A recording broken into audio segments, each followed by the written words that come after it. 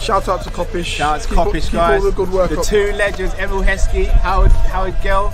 Can't get much better than that guy. Yeah. You know what to do now. Like, comment, subscribe. I'm with legends, guys. Kopish. Good afternoon, lovely people. Hope you are well and welcome back to another Kop-ish Call-in and Rival Watch. Different day, different time, but the same energy, people. This is your show where you guys get to call in and have your say. You get 2 minutes to come in, whether you want to ask questions, whether you want to say what you want to say. 2 minutes are yours, and as man like Matt would say, you move. Man like Matt, trust me. Yeah, it's still under the weather, man. I don't know, man. It's a bit mad, but you know, we still move, bro. It don't matter what's going on. Just gotta keep plugging through, man. Just like Liverpool, man. Bro, yeah, took the L, but we gotta keep on moving. We gotta keep pushing, man. You know, took a hard L. We did, man. Very annoying, but yeah, we just gotta attack the next fixture with gusto and hope that we get the victory, which is going to be a massive game, especially considering Chelsea's result yesterday, which again many of us thought would be a given, and they dropped points. So it's not just us doing it; it's Chelsea doing it as well. And we're the only two teams really competing with City this season. So, I mean, City are probably sitting there right now, just loving life. But it's up to both us teams to try and make a dent in their title aspirations by picking up results. But we start with Sunday. But before that, we have to speak about our rivals and what our rivals will be doing. So, without further ado, Matt, let's speak about some of the fixtures we've got coming up this weekend. Indeed. So, some tasty ones, boy. Some tasty fixtures, if I'm not mistaken. Very tasty ones. Definitely R1 is mad. Yeah, R1's the game of the weekend. Yeah. R1's clear of everyone else's fixtures. R1's clear. That's undoubtable. We just need to just make sure that it's like, we just need to make sure we just pattern them up because, boy. Also, we'll talk about that. We'll talk about that more in depth, obviously, in the preview. But yeah, man. Do you know what I mean? We need to just do the thing. Indeed. Apologies, people. You can hear my son in the background. He's here with me. You know what I mean? This team is it's man like Matt and kid like Kyrie and King Kyrie. John Conway says, Happy New Year, Callum and Matt. Hope you have a great 2022. Same to you, bro. Happy New Year, bro. Danny says, we're not competing with City, Cal. No, we are. We are competing. We're not where we want to be right now, but we're competing. Big up Saint LFC TV in the building. Always love and admiration for the support, bro. Make sure you guys subscribe to Saint's channel. Great Liverpool channel. Right, so first game of the weekend is a big one. Indeed. Arsenal versus Manchester City. Bruv, shall I tell you one crazy stat that you won't like? Go on. In the year 2021, Hold on, I've got to make sure I get this right now. I put myself in a spot. Yes. Arsenal had hold on. Arsenal, hold on. Right, let me make sure I get this correctly. Come on, Don't tell me Arsenal had more wins than Liverpool in 2020. No, it's the points they accumulate. That's it, right? Arsenal, I think, accumulated either 77 points and we accumulated 78 points, if I'm not mistaken, in the whole of 2021. I hope I've got that the right way around. But basically, Cal, we've only taken one more point than Arsenal in the whole of 2021, bro. Yeah. I tell you why I can live with that. Yeah, I know, because a lot of that is from last season. Yeah, and we know the condition we were in. But still, though, they shouldn't even. I'm not. Do you know what it is? They did have their full strength team for pretty much all of 2021. They did, but you know what's the and they spent a bag of money as well. Here's the thing where we have to be kind of careful, though. Oh, it's 77 Liverpool, 76 Arsenal. Okay. Oh, so it's one. Okay, sorry, apologies. One point. Yeah, all right. Yeah.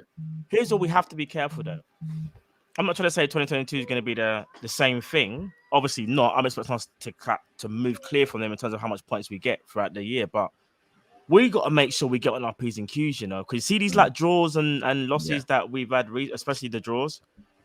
We got to cut that out. you know what I mean? We have to. No, I But agree. going to Arsenal, this is why I say now, bro. Arsenal, if you're that good, yeah, if you think you're that Very bad, go and beat Man City. Go and beat Mm. them. Yeah, if you're that sick, go and beat them. Because the way Arsenal talking, top four and all that stuff, and I'm not even trying to, rile up the fan base and make it seem like you're better than what you are. But obviously, if you want to back your talk, beat Man City. Just beat them. And if I'm being real, Cal, Fact. the way our Arsenal are playing, I reckon they will give Man City a very good game. I'm being genuinely honest. This isn't me just trying to say it for argument. I think they'll give them a tougher game than years gone by. Because look, yesterday, Cal, did you see the Brentford game? Yeah, no, I didn't actually. But Brentford. I'm all right, but this is where I'm gonna have to kind of disagree, man. As much as I'd love to agree, people sleep on Brentford because Brentford have just been promoted. It's not a coincidence that we struggled at Brentford, Chelsea struggled at Brentford, and Man City struggled at Brentford. They're a good team, especially at home. They are. Yeah, It just yeah, is yeah. what They it is. are. Arsenal have been smacking up the quote unquote smaller teams. You beat your Norwich, they'll beat your Newcastles, they'll beat the relegation fodder. They picked up the result against Leicester, which we couldn't do. So again, That's kudos true. to them on that. But again, if you look at that Leicester game, who was the man of the match? Aaron Ramsdale, the goalkeeper. Yeah, facts. When we played them, we beat them 4-0. But again, let's not beat around the bush. We could have absolutely battered them had it not been for Ramsdale. Bro, Man City are a different animal. They're a different animal. And we've seen Arsenal when they come up against the quote-unquote better teams this season. They ain't I really know what you're pulling trying it to out. do here. You're basically saying I can't whenever see them I winning. know. No, but all right, do you think they're good enough? Big up Saint as well. All right, that's our brother right there. He was like, Matt, we don't really need them to beat Man City. They can get a draw. Do you think they're good enough to get a draw? You're right. I think you got a point because when it comes to the big games, they kind of are found a little bit wanted in terms of even from an attacking point. It's either if they do win a game, it's like two pieces of moments from like a Martinelli or something like that, or a Smith Rowe or a Saka, especially against the smaller team, so to speak. But when it comes against the bigger teams, you're right. They kind of are like up against the fence, and it's either Ramsdale does pull off a kind of a madness. But I don't know, bro. You think they Arteta's can't not even on the get the bench for draw? them either. Yeah. All right. Well, we know where this is going, then, innit?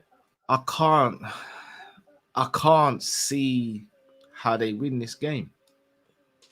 I'd love to be proven wrong, bro. I'd love for me to be proven wrong. I'd love to come back in there on Monday and be like, oh man, Arsenal did the thing, and Liverpool did the thing. And so they don't strike you with any confidence that they can do anything? Unfortunately not. And they're at home, innit? They're at home. Yeah, but does it really matter? Does it really matter where City go? Like, let's be honest, the only place City change how they play football is Anfield. Yeah, that's so true. I'm not gonna lie. Do you know what? I think it was the only this season. Place. What was the score this season? 1-1, 2-2. No, what was the score? 2-2. Yeah, I'm gonna be real. It seems like, as you say, when they come and play against us against Anfield, yeah, that's the only time I see Pep take precaution and even slightly change the way how they play, bro. Yeah, agree. Remember how they were talking about how they just smashing the diags? Yeah, do you get what I'm saying? And bro, I'll be real. I just see it being a case of Cancelo left back to counter the threat of Saka and Walker right back to counter the threat of Martinelli. You do that, with all due respect to Lacazette, he's not the one in front of goal. He's not, but do you want to know something? With Arsenal, I've noticed it's not even about. It's Martinelli's the main goal for it. Yeah, it's not and Saka and Smith Rowe. It's more about their wide players, their /10s are actually the goal scorers. I feel like Lacazette is a decoy, fam. Big man thing is a decoy. So what he do is hold up the ball. He does it. I can't say Firmino-esque because that's this Firmino. But Firmino. What I was gonna say though is that he is their quote unquote Firmino. Yeah, to their credit or to his credit, he does a very good job of occupying defenders while the others around him get into more dangerous areas. That's what I wanted to say. Yeah. But yeah, all right. Well, if that's the case, let's just rip the band-aid off. Cheers, Cal. Go 3-1 off. 3-1 City. Sorry. Go 3-1 City. Nah, do you know what? I'm keeping the faith. I'm going 1-1. I rate it. There's got to be a time when Arsenal play well against a big team and I they hear don't look like they're gonna get panned. All I'm going to ask you, if you're on Maury right now doing the lie detector test, would the line be straight or would it be going up and down like that? I don't know. Since I ain't feeling well, who knows? I don't know. I really don't know. Yeah, I wouldn't be too optimistic still. Hey, Lacazette, bro, if you can hear me, come on, bro. Do something. Anything. Rod's LFT TV says, "Where's the link, bro? The link will be posted shortly. It'll be posted, we might bro. get through this bit. We'll post me. the link." Sorry, guys. I wanted to be positive about that. I just can't see it happening. Now over I'm to believing. I'm a believer. I don't care, bro. I'm a No, believer. I rate it. Might be some blind faith up in there, but still, it's definitely blind, bro. Now over to our adversaries of recent times: Leicester City versus Norwich City. Should be Leicester v Norwich. Oh, Leicester. I'm should be easy. It should be easy money, really, isn't it? Oh, Leicester got me mad. They got me mad. Yeah. They'll beat Norwich though. Do you know what? Let's rip up the band-aid. 3-0 Leicester. Yeah. It doesn't even matter what team they put up. Norwich is just shocking. Yeah, you know they're not good, man. They're not good. Cash. Yeah, I completely agree. 3-0 Leicester. I think it's going to be a rough game for Norwich. 3-0. Next game. Watford versus Tottenham Hotspur. Watford versus Spurs. That Dennis is looking all right for them, isn't it? But I'm not going to lie. He's looking all right. His goal against West Ham was absolutely He's looking quality. Is Sarr back for them, or was he missing Sarr? I don't know. Sarr is back for them. Because I feel like when you got him and Dennis, they're a lot more problematic. Yeah, Dennis is looking really good, you know. Yeah. I know people have been speaking about him. As us as a channel, we've kind of shut him down. We may have to start paying a little bit more attention to him. Dennis the Menace. I wonder if they're gonna start calling him Dennis the Menace or something like that. Do you know what though? Oh, this one might have a draw. No. 2-1 Spurs. 2-1 Spurs. Harry Kane got his goal disallowed the other day, innit? Yeah, I'm going 4-1 Spurs. Raw. I'm going 4-1. Conte's got these lot playing different, man. Yeah. He's got them lot playing different, and Watford leave a lot of gaps in behind. They do. Son, Kane, and Mora, that is only going to mean trouble. Trust me, that triangle that they have up front is a problem. And they're doing the whole, I think it's the one behind the two, innit? There was, I think to start the game, it might have been Dele, and he was behind Kane and Son to start the game, I think. Or it might have even been Mora. I'm trying to remember. Yeah. Bruv, they're onto something there, innit? When they get better players in, potentially maybe end of the season, Spurs will be a lot more problematic. Agreed. Tahiri Super Chat says we have no one else to blame but ourselves. Completely agree. That's true. Completely agree. And that's everyone in the club. That's players, management, and owners. All of them. There's no one else to blame. Agreed. Tahir says we need some luck this weekend results wise. We do. We need luck every week because let's be real. Man City are on some. They're just on a different wavelength right now. Yeah. They're just smacking at everyone. We just need them to drop points, and they've done it earlier on in the season. I think that it will happen again, but it's whether it will be enough. And not only that, are we gonna drop points? I think. If I'm being honest, I think Man City will drop points. I'm just more scared about us dropping points when Mane, Salah, and Naby go AFCON. That's what I'm more concerned about. So. Same here. Especially when we seem like we can struggle sometimes when we have Mane and Salah to score goals. So without them, it's going to be even more difficult. We now look at Liverpool, Chelsea, which obviously we will deal with in the preview show. Manchester United versus Wolves on Monday. Oh, Man United v Wolves. This should really be a win for Man U. They're playing again tonight, if I'm not mistaken. They got a game tonight, Man United. I'm trying to think who they're playing against. I can't remember, but against Wolves, I'm gonna go draw that one. You know, reason being, they haven't. Man United, I thought would have kicked on a bit more. But I think you know what it is though, Cal. The result are they playing Burnley? Is it Burnley tonight? Is it Burnley? Who they? Can you see who they're playing tonight, Cal? Oh yeah, they got Burnley tonight. Someone said, Yeah. okay. All right, this is what I think. If they They'll win beat that. Burnley, which they should do, I think they'll beat Wolves. If they don't beat Burnley, I think they draw to Wolves or even lose to Wolves. I kind of wish I didn't know who they were playing now because I feel like that sets up the tie for Monday. Does that make sense? Yeah. But you know what? I'm going to inflict more pain on Man United. Let's go for a Wolves. Let's go for a Wolves 1-0. I actually see the logic in that because Wolves are very stubborn and difficult to break They down, are. as we found out. Man United aren't really creating a lot. They're not. But And Jimenez is always a goal threat as well. Yeah, I am gonna go with I may go over 1-1 for this one. It's either going to be a draw or Wolves because Man United aren't consistent. They haven't got like Yeah. a consistent goal scorer. As you said, they're not creating a lot of chances. They're still trying to find their true pattern of play. I think defensively they look shaky. Like Varane, you see the goal they conceded? I'm not gonna lie, Cal. We might have to take some flack for this because Yeah. you see in the summer we were talking about World Cup winning Yeah. Varane, Champions League Varane, not knees Varane, all of them Yeah. things there, bro.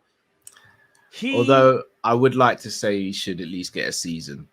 No, he should definitely get a season. Just like Sancho. Like all serious notes, it takes time, and because things aren't going well at that club, it can look worse than what it actually is. Because I'm gonna be honest with you, if Varane was at a Chelsea or a Man City or a Liverpool, It wouldn't be happening. He's partnered with Maguire, bro. I was gonna say that Maguire tax is heavy.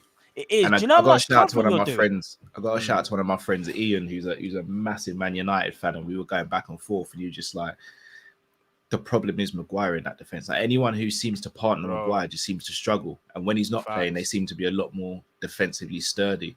And Facts.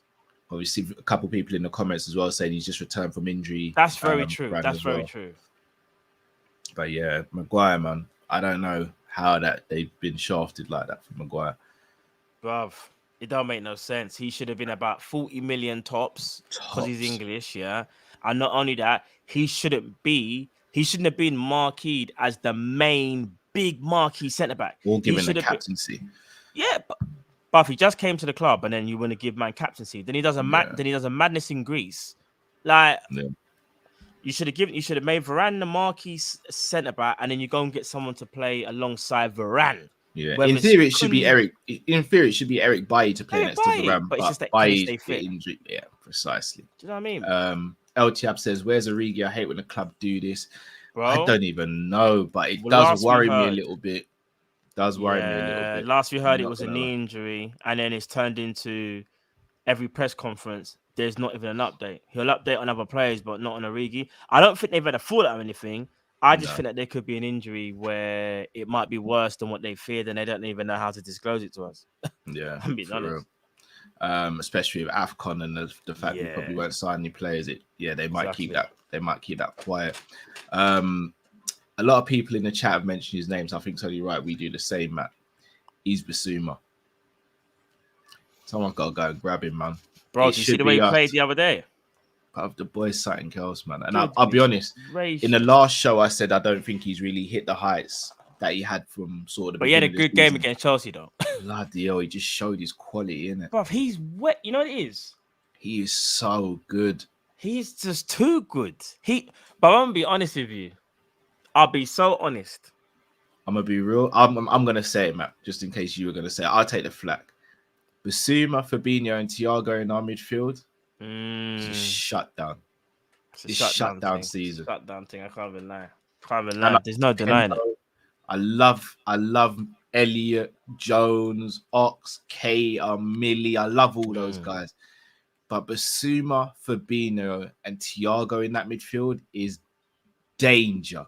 Bruv, you see how Wijnaldum was like highly rated in terms of the job that he just had to do for Liverpool, yeah? And you could arguably say there were some things that we had to curb from him as a player in terms of his natural instincts to go forward. Yeah. The way how we've seen us play this season, I do think Klopp, if he was to bring in a new midfielder, would have give them a bit more license. Like, for example, when he showed slightly earlier in the season with Harvey Elliott, like he's shown with Ox at times and even Naby. I can't lie, man. Eves. Basuma would just be cold, bro. He's like Wijnaldum, but just with more impetus to drive forward. Yeah. Like he will break the lines with dribbling, passing, but he'll also just see the goal and he'll have a shot as well. Yeah, bro. It's And different. his technical ability, the way he can, bro, see the way this man can shoot, yeah, pass, Yeah, everything. slept on. I'm not gonna lie, Cal. If we don't get him, do you know who I'm scared will get him? Go on. Chelsea. Same. You know who else I'm scared will get him? Who? United. Oh gosh. He fixes that midfield in no time. Bro, could you imagine the Chelsea midfield? Him and Kante. Oh my. It's too much work rate. You actually can't out hustle them. You've actually got to. It's impossible, bro. Do you know what you do? Do you know what I do for the tactical breakdowns? I'll make Basuma thing. Just fill up the whole midfield, yeah, and be like, guys, we have to avoid the middle at all costs. Just go around, go out wide. Bro, we'd have no chance. Bro, could you imagine? Bro, I'm not gonna lie, yeah. I knew he was good. He's always been good. But there was something about him when I watched, was it yesterday or the day before when they played Chelsea? And I was just watching him and watching how he was dictating everything for Brighton when he won the ball back, being combative. And then when he was one thing I wanted to see is how good is he under pressure?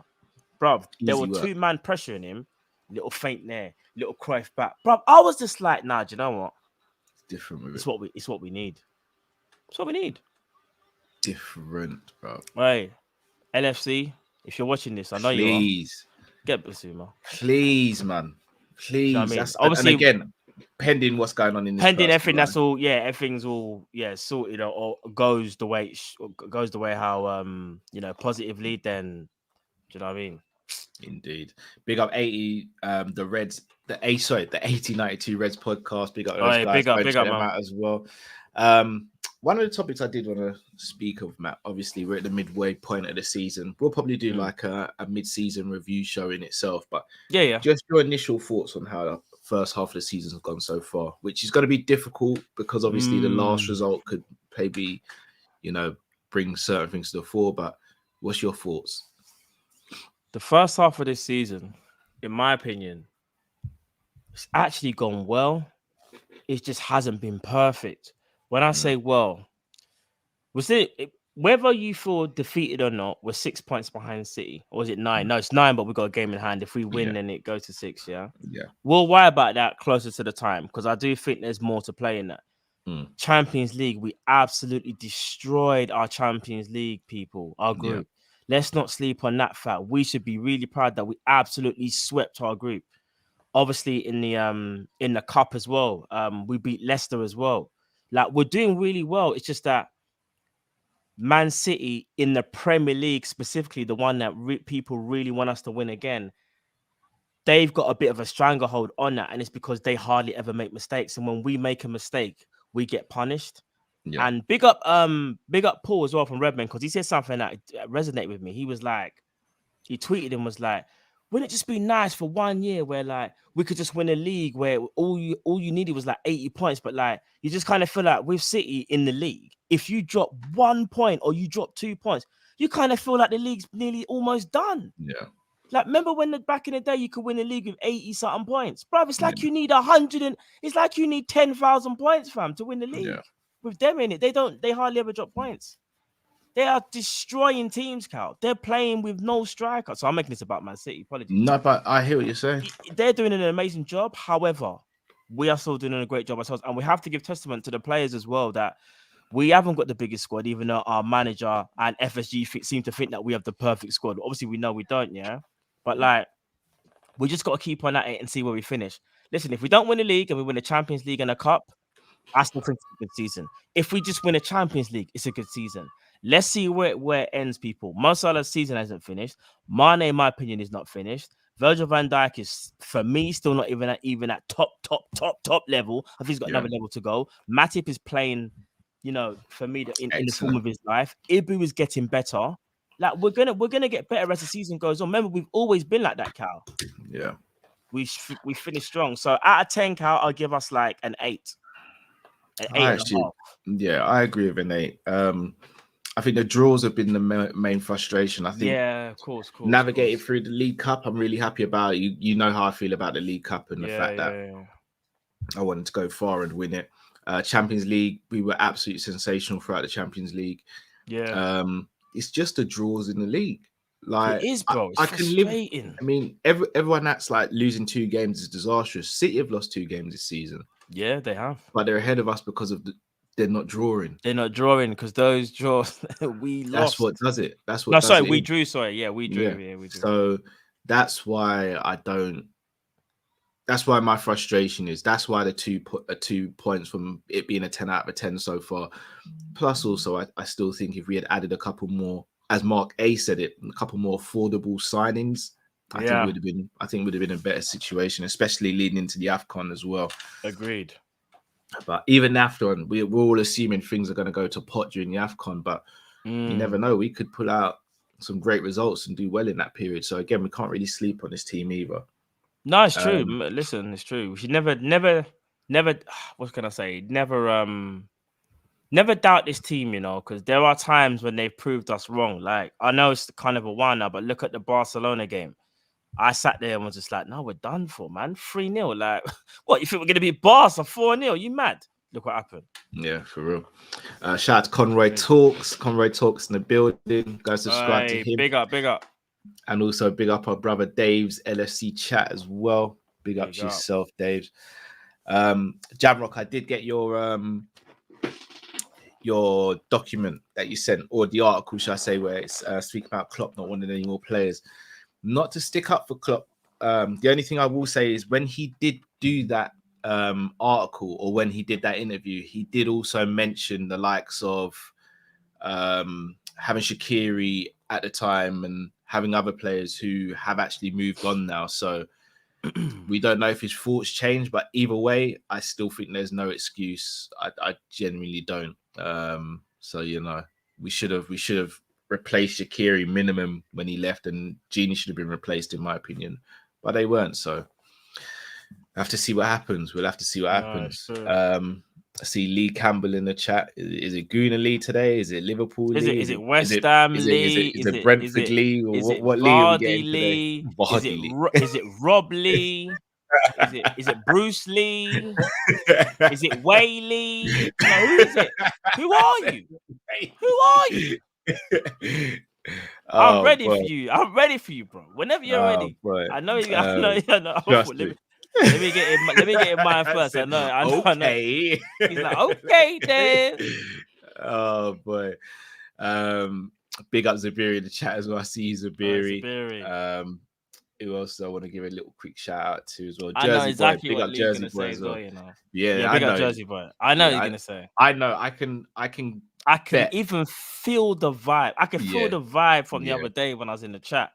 I can feel it. He's changed. He's changed, you know. Yeah, he is. He's a change. See how we brought man in, and this is what happens when you bring a man in and they just get too big for their boots. No, man. The next topic I wanted to have a quick chat about, Matt, before we bring the callers in, is stats and football. Stats seem to be something that is loved and equally hated amongst the fan base. So the reason why I speak of this is recently I saw a lot of accounts on Twitter, and I'm not going to single them out or name them, but a lot of accounts sort of saying Mane hasn't scored or assisted for 9 games in a row, and using that as a beating stick. Yeah. Now, granted, his last game against Leicester, I thought it was terrible in that game, but so was Mo and so was Jota. Agreed.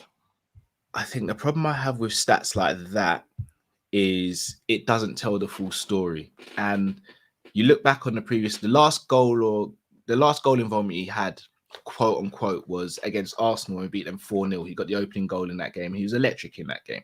Yeah, it was. Since then, you've had, like, for example, the Tottenham game recently. He got substituted early because Robbo got sent off. You look at the game against Newcastle where Jota gets the equalising goal after we go 1-0 down.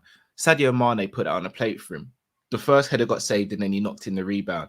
So yes, technically it's not an assist, but about Mane crossing the ball is. And then I also want to flip it because Firmino is being credited with assists, and again, rightly so, no problem with him getting the assist. But if you look at the assist, for example, for Trent's goal against Newcastle, that's just a sideways pass and Trent's about 30 yards out and he packs it. Like, does that mean he's had a better game because he's been more impactful because he passed the ball sideways to Trent, who took a touch and then unleashed it 30 yards? And again, I know 9 games is a lot, especially for a forward. But at the same time, I don't want us to lose sight of how a player can play in those games, because even in some of those games, I went back and looked at the player ratings we gave in some of those games. For example, the Everton game, I think he got a player rating as an 8. Like, that's a good rating. Some of the other games, he was getting 7.5s and 8s. Some of them, like the Leicester game, obviously, he's got between a 2 and a 4. But again, I know I want our attackers to be scoring and assisting, but if you're still putting in performance, and if you're the assist before the assist, like he was for the Southampton game where he passed the ball through so Robbo can cross it in at the byline and Jota gets the first goal, we can't forget about moments like that either. So this is my point I'm trying to get to, is a stats just being used wrong nowadays.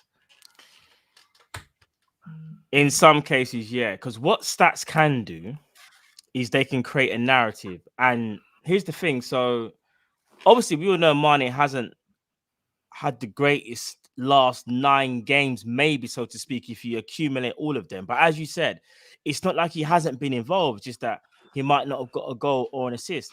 One thing I don't like what stats can do, yeah, is that stats will just give you the statistic, but not giving you the explanation as to why this has happened. It's not giving you a full breakdown.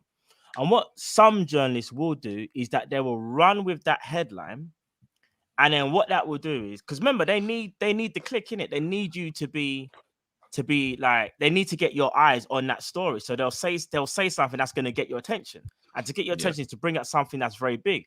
Something that's very big is for a Liverpool forward who hasn't scored a season in 9 games. What's going on there? You're going to click on it. One thing I don't like though is that they need to break it down, and this isn't all of them. This is just some of them, innit? They're not breaking it down, and they're not giving a full explanation as to why this is happening. Like, as you said, like he was substituted early, or the goal that actually, Jota scored from, he was a main part of that. Sadio Mane already has a lot of haters, so to speak, yeah? For people to start doing this like agenda thing at the moment, again, it's kind of mad, because up until up until how many games ago, Sadio Mane was only like the fourth highest goal scorer in the league at one point, or third highest. Remember, at one point, but because he's gone for a little bit of a stretch where he maybe hasn't covered himself in glory, people just want to try and run him out the club, and it's like, what's going on here? If you look at Sadio Mane as a whole, yeah, would you say that our left side is weaker than our right side? Maybe so. But then you could also argue Mane has it the hardest, because even though he's got Robbo, that left-hand side is always changing. So he can't create that same triangle, yeah, that we can create on the right-hand side, because Henderson plays more so than whoever that left-hand side of midfielder is. And so does Trent all the time, and so does Salah. When it comes to Sadio Mane, I also feel like as well, not taking away his miss, Cal, because he can miss some chances. You're like, Sadio, you're better than that. 2 years ago, you buried that. Maybe even last year, you buried that. One thing I will say, though, Cal, he offers something different to Salah. I think Sadio is very different. I think his role in how we play is very different. You even said it yourself. You feel like he's a bit more byline, whereas I feel like he... No, I think he's coming more central now. So it's depend on who plays up for. It's a difficult one, because I think when Jota plays, he's got to adapt his game, because Firmino doesn't occupy the spaces that Jota does. Whereas when Firmino plays, he plays different. But I also think Salah does the same as well. He does, but let me say this: do you think there's a decent argument to say when Firmino plays, you see a different Mane? Because I feel like you do personally. Because I feel like Jota, as great as he is, I don't think him and Mane are sometimes on the same wavelength. I don't know if you saw the game against Leicester. There was some. I think Jota should have played it to Mane, and Mane was going mad at Jota. I don't know if you saw it, like screaming at him. And it's little things like that we probably don't even see. And this isn't Jota's fault, by the way. I'm just saying, players play different with different players. Like they play better with different players. Firmino understands those two like the back of it. But Firmino didn't even need to look and see where Mane is, Firmino could get the ball and have his back facing to goal pivot and just play a ball without even thinking of it and knowing where Mane's going to be. Jota ain't going to do that. Jota's going to get the ball, run, and try and create something. You know what I mean? The chemistry is not the same, and it kind of coincides with Firmino being missing. Here's the thing, though. I think again, where Mane doesn't cover himself in glory is his first touch, his decision making, and again.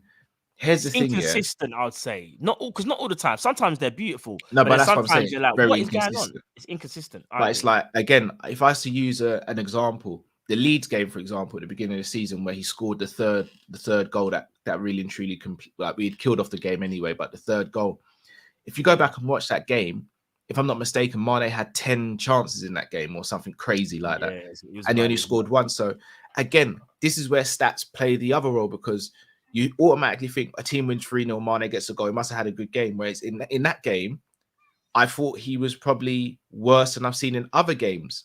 But because he scored a goal, people kind of lay it off. Whereas my thing is, if you have 10 shots and only score one goal, but someone else has 3 shots and scores one goal, for me, the person who's got, like, you've got the same amount of goals, but it's not the same amount of chances. It's not the same ratio. So again, I don't think that ever gets taken into consideration as well. And it's not a coincidence that Salah's usually our top goal scorer, because Salah usually has the most shots in our team throughout a season. I feel like Salah's positioning, though, is you see Salah's running off the ball is superior to Mane's. Yeah, but Mane's got that as well. Like the Leicester game was a pure example. Like he did absolutely everything right up until the finish. Yeah, Bob, you want to know something? When he's running through, I already thought goal, you know. I was like, yes, he took it in his stride perfectly. He left the defender for dead. He gave Kasper Schmeichel the eyes, but he just didn't convert. And he normally buries that, you know. Let me ask you this, yeah? You see Sadio Mane. Let me just ask you this. This is to all Liverpool fans, as well as yourself, bro. Is Sadio Mane still a threat when he plays for Liverpool? Yes or no? Is he a threat? Yes. But is that good enough to throw it back at you, bro? This is what I was going to say. Because for me, I still think he's a major threat. What I will say is this, though, is that maybe his threat level isn't as high, but he still creates a lot of problems for defenders. So you see sometimes, like, when we'll say, like, he has a bad game, his touches off, right? But, you know, I don't know if you notice, and it's kind of like his own fault when he does it as well. You see when Mane slows the game down, because sometimes he does it too much. Whereas Mane of old actually gets the ball, turns, and he's electric, and he's running straight at you straight away. He's not letting you breathe. He's ferocious, right? But this Mane is a bit different. But let me say this, though. Because he's still a threat, and because he's still, in my opinion, he's still a big game player, I still think he's worthy of a starting spot. Because let me ask you this. Is Taki Minamino a threat on the left? Is he more of a threat than Mane on the left? No. You could say maybe Jota, but then as things stand... But here it is now, though, Matt. This is where we have it. We have to talk. Is Mane still prime Mane? Because we've seen Salah go to another level again. Jota is at another level. The same conversation's been had about Firmino, but up until he got his injury, Firmino looked as though he was getting back to where he was previously. I don't want to use the word decline, because I think decline is way too harsh. I don't think he's no, it's not that. But Matt, I hate to do it. I looked at him in the 1920 season when he played Leicester, for example. This isn't the same Sadio from that game. It's not the same Sadio from that season. And what I don't want us to do is keep a player so long that they become so stale that, one, you turn the fan base against him completely, or two, we're in a position because of how we run as a club where we can't upgrade on a player that we need to upgrade on. So again, I'm not saying I want him out. I'm not saying I just want there to be proper competition. And this is why I think whichever way you look at it, we need to sign 2 attackers, or at least one. I agree. At least one. All right, because you see, even though I don't think he would be the best player for us to get on the left-hand side, let's say we got a Luis Diaz, I think that helps Mane, because I think it makes Mane go flip. If that miss there means I because you see Pep. This comes back to Klopp, though, does it? Because again, bro, we've seen how Mane react, like the Manchester United game and other games, for example, where he's not started but the team still won. Klopp goes to shake his hand and he's fobbing Klopp off, or he's showing. He has to deal with it. It's part of being a big game player. Right, here's the prime example, though, Cal. Jota was the one that surprised surprise us all, right? Because he's coming and usurped that front three, so to speak, as things stand, right? But some of them have had the whole bench for Jota. They haven't liked it, but it's what happens, isn't it? So I know Klopp does have his favourites. We do know this. Like, for example, I don't think Salah will ever get dropped. The only way Salah gets dropped here is if like there's some big fallout. I think he's the one player that's he just never drops. But even But that, I don't like the idea of that either. neither do I, bro. Because listen, Kevin De Bruyne is the all masterful magician for but Man he knows City. he can get dropped. But he can get dropped. Their man would just be like, all right, We'll go so, Gundogan and Bernardo. yeah.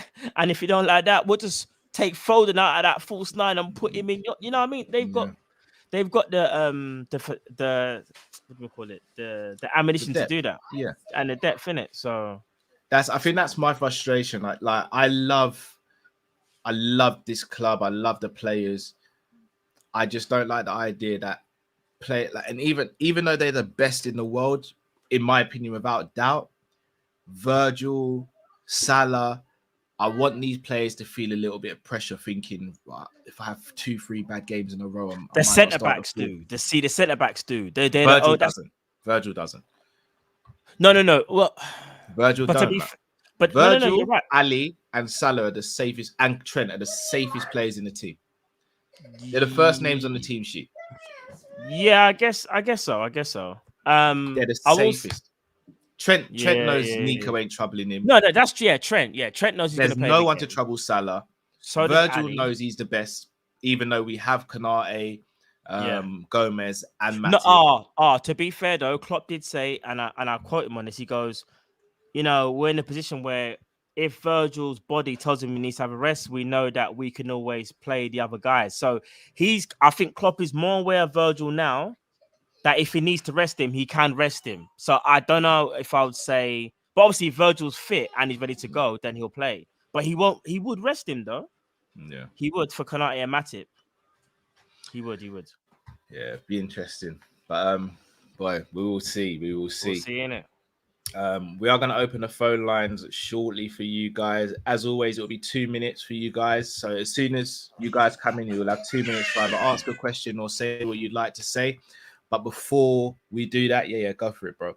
Before we do that, just as always, want to give a massive shout out to our show sponsor. That is Fansbet, people. Make sure you go and check out Fansbet, the fan-led betting company, guys, where you can also give back to a worthy cause. Not only do they allow you to make great bets with great offers, and they also allow you to give back to a charity or cause that is close to you as well, people. If you bet £10, you get £30 plus 10 free spins on registration as well, guys. All you have to do is click the link in the bio of our YouTube description to go and check out and sign up to Fansbet. Guys, please go and check them out. Got some great odds for this weekend. If you're thinking about putting an acca on at the weekend, thinking, oh, maybe Arsenal might get a draw, go and put it on with Fansbet, people. It is well worth doing. But also, guys, you must be over the age of 18 to register, and please do gamble aware. They have great tools as well, such as timeouts and things like that, to allow you not to get addicted to gambling on their website. Make sure you go and check out Fansbet. We believe in them, they believe in us. Let's show them the same sort of love, people. Right, going to get through some of the super chats before we get you guys on as well. Musa LFC 21 says, could be a case of clubs waiting until 1 year left regarding Basuma. That is very true as well. Although I don't like to play risks like that. But I get it as well, where that's the football side of business where I'll never really want to delve into because I'm just a fan at the end of the day. Football Sunday says, if Klopp knew he wouldn't sign anyone, should he have kept Teru Awanini? Might have given us a different option. He scored 9 in 17. It's weird. It's weird Football Sundays that you asked that, because I was thinking about that the other day. The only thing is, I don't know. We've already got Origi there. Is he better than Origi? And in my opinion, he's not. But again, it would have been someone fresh. Me personally, if we weren't going to sign anyone, for me, I think we should have kept Shaqiri, or even at a stretch, Harry Wilson. Like, I know Harry Wilson splits the fan base and many people call him a stat padder, but I'd rather have a stat padder than absolutely no one. So, I mean, that's just my thoughts on it. I think Harry Wilson, I'm surprised he never got a chance at Liverpool, a proper chance, but hey, that's just me. Shaq says Fab and Thiago pick up too many injuries. Give another midfielder line up with Basuma. All right, I could go with Basuma in the 6, Thiago and Henderson. Like that's the beauty of Basuma. Like he can play 6 and 8 and play them equally well. So yeah, he can. Very disciplined midfielder, man. Hybrid for that midfield area. Rather than buying 2 central midfielders, you can buy one who can do both. Tahir says no more favoritism from Klopp for any player. Agreed. Jamrock, Cal sent you the article on the Instagram. I saw that, bro. I saw that. Thank you very much. LFC Aaron says, I'd like to just thank you guys for the hard work you've put in this year and for the great content. Thank Drifty as well. Happy New Year. Bless you. From us, we want to thank you for sticking with us, for supporting us, for riding with us. Trust me. It honestly doesn't, we can't put into words how humbled we are, whether you guys, you know, support us here or whether you jump into our DMs and message us nice things.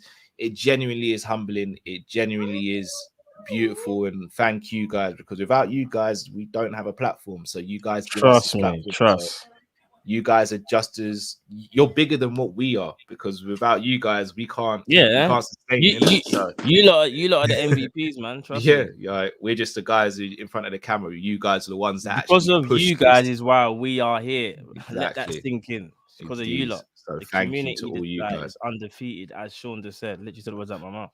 Facts. AM says Mane is unreliable now. We need better in our starting 11. That's a conversation to be had. I don't know if I agree or disagree, but it's a conversation. I would say I think a fair assessment will be to let's see what happens by the end of the season, because you see how some people are huffing and puffing about Mane now. See how you feel at the end of the season. If you still feel like that, fair enough. But you say like Mane goes on a tear and he starts playing different, confident, and all that stuff, then I think, you know what I mean? That's what I'm saying. Let the season pan out first, because we're, as Cal said, we're just halfway in it. Yeah. So indeed. says people are sleeping on how we're about to win our 4th straight UEFA nice team trophy. No one can stop us. Let them hate. It's a nice accolade to have.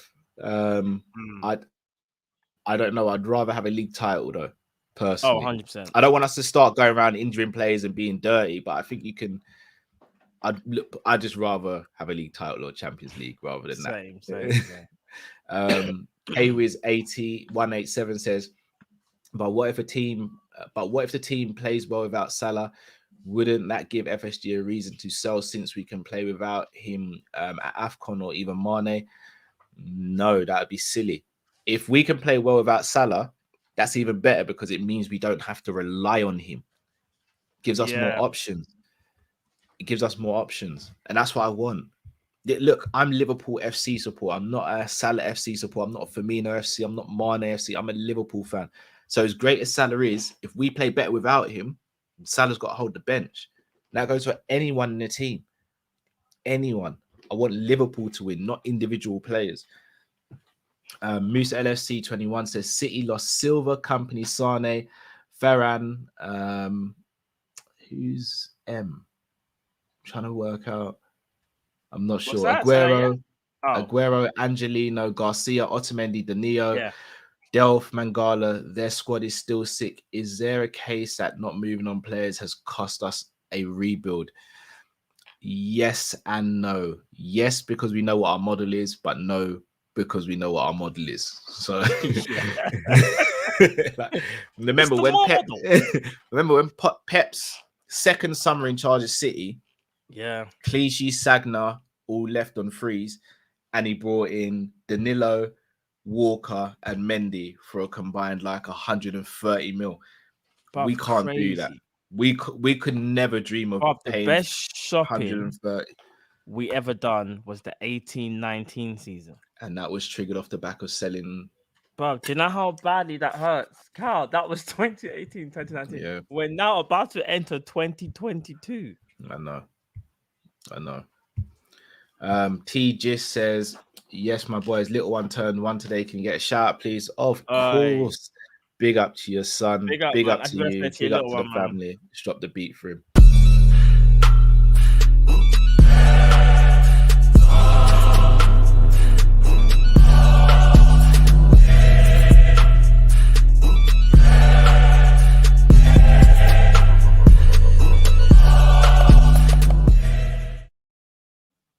up. Big up, Hope he man. has a great day.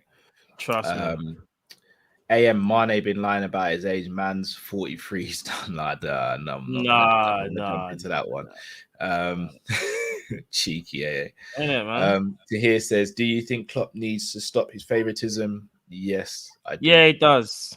He does, because that can happen. Plano Boy TX says, "This team won the league last season, was a write-off. Klopp has no excuses now. We should be right there with Man City, regardless of our depth." I disagree. The season we won our league, Man City is stronger than that season. Chelsea is stronger than that season. Arsenal is stronger than that season. So you have to look at the context and the dynamic of what's happening now, rather than just think, "Oh, we've got the same players as then, so we must be able to replicate what we're doing now." Agreed. But you have to look at the competition as well. You can't make the competition be your absolute primary focus, but you can't not pay attention to the competition. Agreed. BC says, "If we swapped Guardiola and Klopp to City and Liverpool, would Guardiola have one more with FSG? But the sell model, I think, would struggle like Klopp." I don't know if Pep would have won anything. Do you know what? I won't say that. It would not. What it would though, it would have been interesting to see what crop of players he would have brought in that, because that 18-19 season was the turning point for Jurgen, when he was able to kind of get more things in place in it, because before we didn't have the funds to do it. So it would have been interesting. I don't know if he would have done it. It's hard. I don't know. I don't think he would have. Yeah, I'm not sure.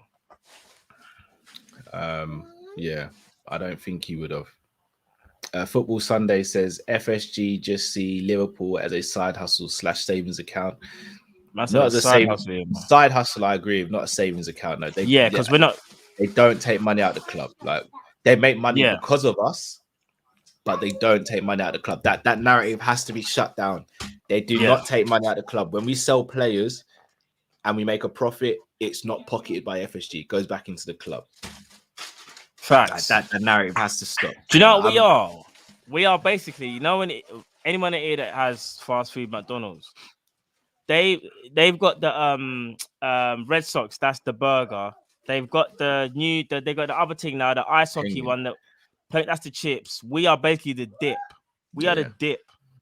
You know what I'm saying? The dip goes nice when everything's going well, but you can't have dip by itself, because we're not the be all end all. Remember, you can still eat your food with no dip. Some people can, in it. So that's what we are, man. With the dip. Right, guys, the phone lines are open now, people. All you gotta do is click the link that is in the chat. Come in, have your say. Boy, I see him posing. I see certain man posing. I see him posing. He's all beating up himself. He's all looking at himself in the mirror. He's prepping. He's getting ready. Before we do, say hello to our first guest. Big up the Godfather, man like Grizz. Hey, Grizz. Come on. Big up, Grizzy. Happy New Year, my bro. Big up, Grizzy. Hope you're well, brother. We definitely got to collaborate soon as well, Grizzy, bro. We definitely will. I'm not gonna lie, Lee. No, bring him on first. He's coming on first. He's coming on first. Has to. Here he is. Good old Lee. Whoa. What's that? Whoa. This guy's not serious. Whoa. You are shameless, bro. Listen. After we brought man in, we let you in, all right, cool. Say nothing. The line from my guy Rick Ross: "The idols turn to rivals, bro." The idols turn to rivals. Listen, I've got to tell this. You know what? This is a serious chat, innit? Because everyone's getting onto me. Zaberi, I'm coming for you as well, innit? So just make sure that you're ready, innit? You're lock and load. I'm from London, innit? So there's a different kind of vibe when you're from London. And you man will know, innit? Everyone asks you this question: why do you support Liverpool even though you're from London? That's true. I'm from East London. So even more, my ego's different. Yeah. Bro, growing up supporting Arsenal, it was different, innit? Because we were the top dogs and it was just us and Man United. As you know, there was no Liverpool really about. So my thing is, look, man was waning. Man was dying. Man was starving. Man had nothing. I was dying. And there's a club, you know what it was? I was falling out of love with football because the club I supported was different to the club that I grew up with, innit? So it wasn't even like I could recognize the team, innit? We weren't spending money, we weren't doing that, innit? So everyone in the chat needs to settle. Everyone in the chat needs to relax because when you're from London, it's different, isn't it? You might a lot of man, we got international fan base, international friends. So they don't get it. You won't know, innit? So I'm not excusing it because supporting Liverpool. Do you know what it is, though, bro? You brought into the culture. He's telling us the stats. He's watching the fixtures. Nice, Bro, I but thought listen, man, listen, bro. It's different. You brought into the culture, listen, bro. It's different. It's different, bro. It's Nah, different. I'm joking. You basically had a bad breakup. You got with the new goal, had a rebound, yeah. got your mojo back, and now you're back with She it. came back in it. She came back. You want to give me the mojo back, and now I've got a team that I can recognize and resonate with. It's not even about spending money. It's about coming back to the roots, innit? So when I say, hope you find a nice hostel when things go pear shaped again. But cool, go on. Listen, because we'll bring you in next time. It was nice. Everyone in the chat needs to relax. And now we move on to the next thing. Everyone in the chat needs to relax because when you lot lose a game, you lot are too precious. Relax. You lost. Take the banter and move. Listen. You lost the game. I told you. Now we're the rivals. You get me? We're gonna try and do something for you tomorrow because you man are still. You lot of my people. You lot my people. Oh, is it? Yeah. Cool. Make sure you don't get packed in tomorrow. You know, bro. Listen. Look. My thing is, even if we lose tomorrow, I'm not expecting. Arsenal fans are actually more realistic in it, which I can actually because I was even. What? Listen. No. Let me. I'll let you land. Go on. Ask a lot of your man tomorrow. No one's expecting Arsenal. A lot of the match going fans as well. Because I've been going to games this season. Innit? A lot of fans are a lot more realistic in it and saying, we know Arsenal it's gonna be ups and downs, peaks and troughs, but at the end of the day, we can actually resonate with the team a lot more. And we're at the same stage where you were 7 years ago, 6 years ago. Starting again, we are. You're not. You can't talk about the money thing. Forget the money thing because I'm talking about management as well. Arteta is not the same as Klopp. I'm talking about the team. Team's not the same either. Listen, if Arsenal buy 3 or 4 quality players, what we need will be a title challenging team. I'm telling you. What are those positions? What are those positions, Lee? And what I think we need a proper a mad centre mid, a striker, probably a winger, and that to me is a title challenging team. So you think your defense is good enough to challenge? Your defense is good enough to challenge Liverpool, City, and Chelsea. Yes, man. In 2-3 years, yes, man. 2-3 years. Everyone's yeah, but it's good, but is it good enough? Exactly. This is what I'm saying. You're looking at it now, innit? But look, this is a Liverpool channel. So for me, I'm more asking this question, innit? My thing is, and you lot was talking about this other day, and I was going to come on to this, innit? My thing is, in the next 2 years, Klopp's leaving, innit?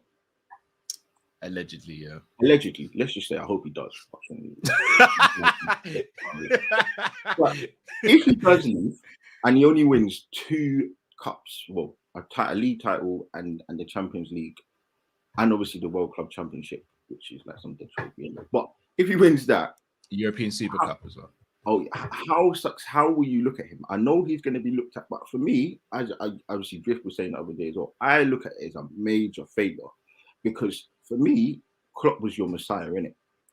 And if you only win 2 or 4, the 4 trophies, but the 2 major trophies, which everyone talks about, then how successful are you going to look at your team and your manager? Because for me, I'll look at it as a major failure. And my next thing before I leave is we need to have a conversation about Thiago. He was brought in as your messiah. If he leaves with no trophies, because you ain't winning that in this season, because we're knocking you out the Kall-in Cup, as I told you. Get me? So that's 1 trophy. You lost the league because you know you're getting smoked in that. The FA Cup, you man don't do bits, and Klopp always moans and he's always moving like a little kid about that stuff. And obviously the Champions League, I don't know. I just don't think you man have got it in the Champions League this season. I don't know why, but I just seem like I don't know, whatever in it. But that's just my opinion. So if he leaves with no trophies, because you ain't winning that next year, because you're only gonna get worse. If you leave with nothing, how successful is going to be? I think he's going to be on the same level as Pepe, and I tell you the reason why. He was in your messiah. You man were gassed. You man were bare. Did you just say Pepe and Thiago, Lee? Yes, Pepe and bro. Pepe. What have they got you doing for them now? What are you doing? And Pepe. Oh, but what? They're going to be on the same level as Thiago. I'm telling you. I'm telling you, because Pepe don't play, bro. Neither does Thiago. His man's He's always been on the injured. field. He's Neither injured in does COVID, Thiago. bro. That's not my problem. That's not my Bruv, problem.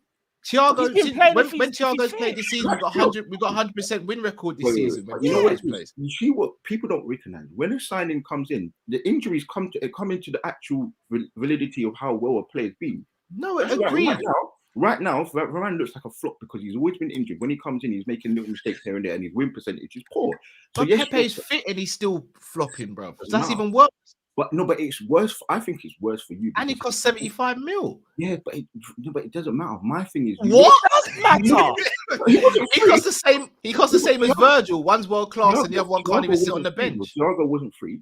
Lee, has Pepe done anything for Arsenal? Just anything? Has he done anything that's made He's you go? won "Nah, an he's FA decent"? Cup though. He's won an FA Cup. He's been an integral. You're better than this, bro. Stop. You're better than this, bro. Stop. You're letting it. Nah, do you know what, bro? I'm not I don't gonna know lie. what- When you was I know Liverpool, what's Lee, happened yeah, to you was coming with some normal stuff, yeah. Now I don't know what you're talking about. Every man needs to just understand that you were the idols, we're now the rivals. So We're you're not gonna get it. rivals, though, Lee. We're not actually We're rivals. not We're rivals, we're though. 6 points behind you. We are rivals. Bruv, your rivals are West Ham and them, man, bruv. You're not our rivals, No. bro. We're rivals. We're 6 points behind you. No, we're not rivals, Lee. We're not rivals. We're going to bro. beat you at the Emirates. We're going to beat you in the Kall-in Cup. So that's going to Are be you 3 hearing this, Cal? Above this, see how man's changed. Lee, we're not Since the rivals, wife bro. has come back. Man's so confident now. We're going to be 3 points behind you, hopefully. You get me? Because my brother Saka and ESR are going to do our thing. And we're going to just come back. We're growing, innit? We're growing. We're coming back, innit? This is All why right, this Lee. is what Lee, I'm Arsenal- just looking at the table right now, yeah? Liverpool are on 41 points. You're on 35. 6 points difference, yeah? 6 points difference, I said, yeah. Yeah. Tottenham, who have played 2 games less than you, on 30 points, and West Ham on 31 points. They're 4 points and 5. So you might finish 4th. They're 4 points and 5 points behind you. They're your rivals, brother. We ain't. No, but we're 6 points behind you. So yes, we are your rivals. You're not our rivals, Lee. You are. He's trolling. You're not our rivals. Okay, hold on, He hold on. came on there to troll. So are Man City your rivals? Yes. Yes. What's behind them? Because Lee, we always compete with Man City, bruv. You don't compete. When was the That's last time you we're a competed game with us? behind them, bro. We're a game behind them right now. Right What now. was our now- score when we played Right each now, other? who is the closest to Man City? Right now, who is the closest? Hold on. What was the score? But What was the we score? beat Leicester. You lost against Leicester. No. What was the score when we played each Give other? it the my context. gosh. We beat No, them I'm 2-0, giving it context. What was the score when we played? 4-0. And I watched 4-0. that game, and Mane should have got sent off, and you cheated. But and he you're didn't. quiet, But he so- didn't get sent off. He was. But carry on. Okay, carry on. Yeah, carry on. In that game, how many shots did you register on goal? That's all. But you can't go off one game. So I'm not going off one game because I can go back to last season at the Emirates. No, I can right go back now. to last season at No, Anfield. I right can go now. last season at the But what about- Emirates. no, but Last what- season at Anfield. What about the 90s and the 2000s when we were smoking you 3-4-0? Or Henry had you. Yeah, you you weren't were- smoking. You were never smoking us Oh. 3-4-0. No, You you weren't. weren't. You've never smoked us 3-4-0 in No, that. hold on, bro. Didn't we beat you? Oh no, it was 2-0 again. I remember. Robbie Fowler got one of the fastest hat tricks against you. What are you talking about? No. I'm talking about the game. I think Aaron Ramsey scored and something. I think we beat you 2-0. You beat us 2-0 in that. That You was beat the us first 2-0 at the Emirates. Sorry, that was the 13-14 season. That same Yeah. season, Lee, we finished second, you finished fourth, and we beat you 5-1 at Yes, Anfield no, in no, 20 no, minutes, bro. You're right. I'm not disputing these facts, but I'm saying you're saying that we've never beaten. We had a run where No, I'm not Arsenal saying you haven't broke. beaten us. Yeah, no, we had a run where we looked at Liverpool as a big team, but you weren't. We would like, yeah, if we lost against Precisely, you, we weren't your okay. rivals then. We weren't Okay. your rivals then. But You're now, not our I'm rivals saying now. Right now, today, on the 30th of December, we are now coming towards your being rivals. We're not rivals, bro. Lee, before you, bro, because we can't forget I'm calling this here. But before you go, before you go, all jokes aside, where do you think you're gonna finish this season? Let me ask you, where do you think honestly, all jokes aside, where do you think you'll finish? Okay, this season? that's a different point. Right now, we're rivals, but we'll probably finish 5th. I think we'll finish 5th. After all the talk, Where do you think where do you think Liverpool we're gonna gonna finish? Where do you think we're gonna finish? I think we'll finish 3rd. So You think we're we'll finish third? rivals then, bro. 'cause We're not in rivals different then. competitions But from I'm the start. talking about right now. If you're asking me today, with no if we don't buy no one in the transfer market, you don't buy anyone in but yeah, right now. But we can all do the right now and But you know you ain't winning the tomorrow. league, though. But you know you ain't winning the league. Like But you just coming up here saying that we're rivals, and now you're saying right now we're rivals. Then when I ask you, where you say we're not rivals. Sorry, what? Really quick. Is Brighton and Manchester United rivals? No, of course not. They're 4 points apart. But we're better than that, Brighton, though. We're better than Brighton. But you're basing this on points, though. Brighton and Man United are 4 points apart. Are they rivals, bro? The way we're playing, but of course, it's like saying at the start of the season, everyone's rivals because there's no points. Exactly, Lee. This is what I'm saying. You can't base on current points, bro. But right now, the way we're playing, the way you're playing, we're really in a bit. I know, Arsenal. Really in just a bit. Let him keep on reeling, man. Let him keep on reeling out, bro. No. But I was saying, real content right now, the way we're in, the way you're playing, the way that the league's looking, everything going, the way that you put your players going to the African Cup of Nations, we do, but we're only going to miss Partey, whereas you're going to miss your main goal threats, really and truly. Isn't Partey your main midfielder, though? Yeah, but so right now, but I'm saying, in giving it context, we are your rivals right now. We're 6 points behind. We're playing well. We are different. And listen, you're not gonna like it, but look, at the end of the day, Klopp's moaning and he needs to stop. Thiago's a flop. Arsenal, your rivals. You ain't winning the league. We're beating you in the Kall-in Cup, and you better have my number because when we beat you, smoke. And we're beating you at the Emirates. Confirmed. Absolutely that's confirmed. Absolutely fine. Remember? That's fine. Are you winning the League Cup? Are you winning the League Cup?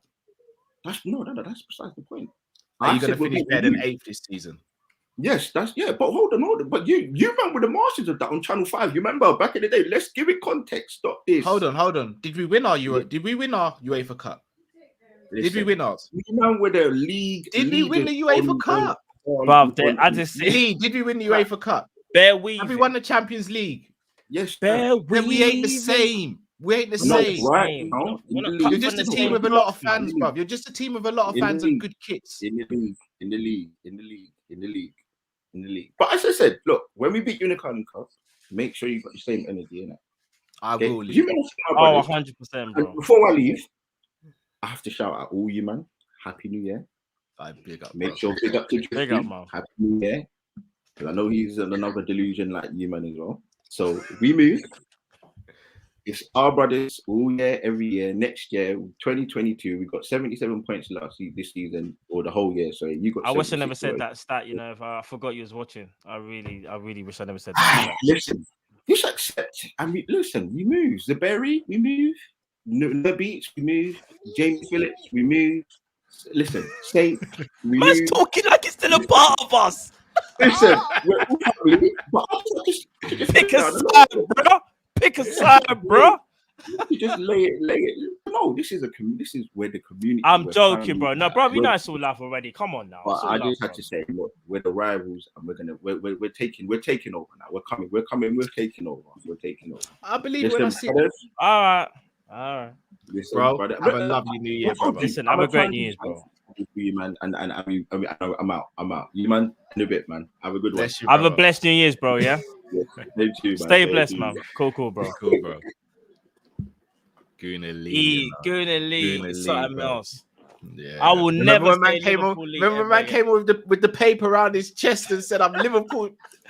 God, I can't wait till we play again. Still, he switched wait, like bro. Remember like NWO white and red. Yeah. Where man just switched from NW to that he just switched, bro. He switched. Naughty Lee, bro. He switched. Carl, give me 1 minute, yeah. Give me 1 minute. I'm gonna switch, yeah. Yeah. Give me 5 minutes, people. 5 minutes, peeps. Oh my gosh, I'm actually here. Can you hear me? Are indeed, bro. We can hear you. Listen, I just want to shout out to you guys. Absolutely fantastic. As a City fan, one of you guys being a rival channel, and I've been a member for so long, your charisma and the Kopish community is so brilliant. Honestly, it's fantastic. Bro. Anyway, let me get into it, right? You guys being behind Chelsea ain't a reflection of the two best teams in the league. Big up to the Sky Blues, best team in the league, obviously.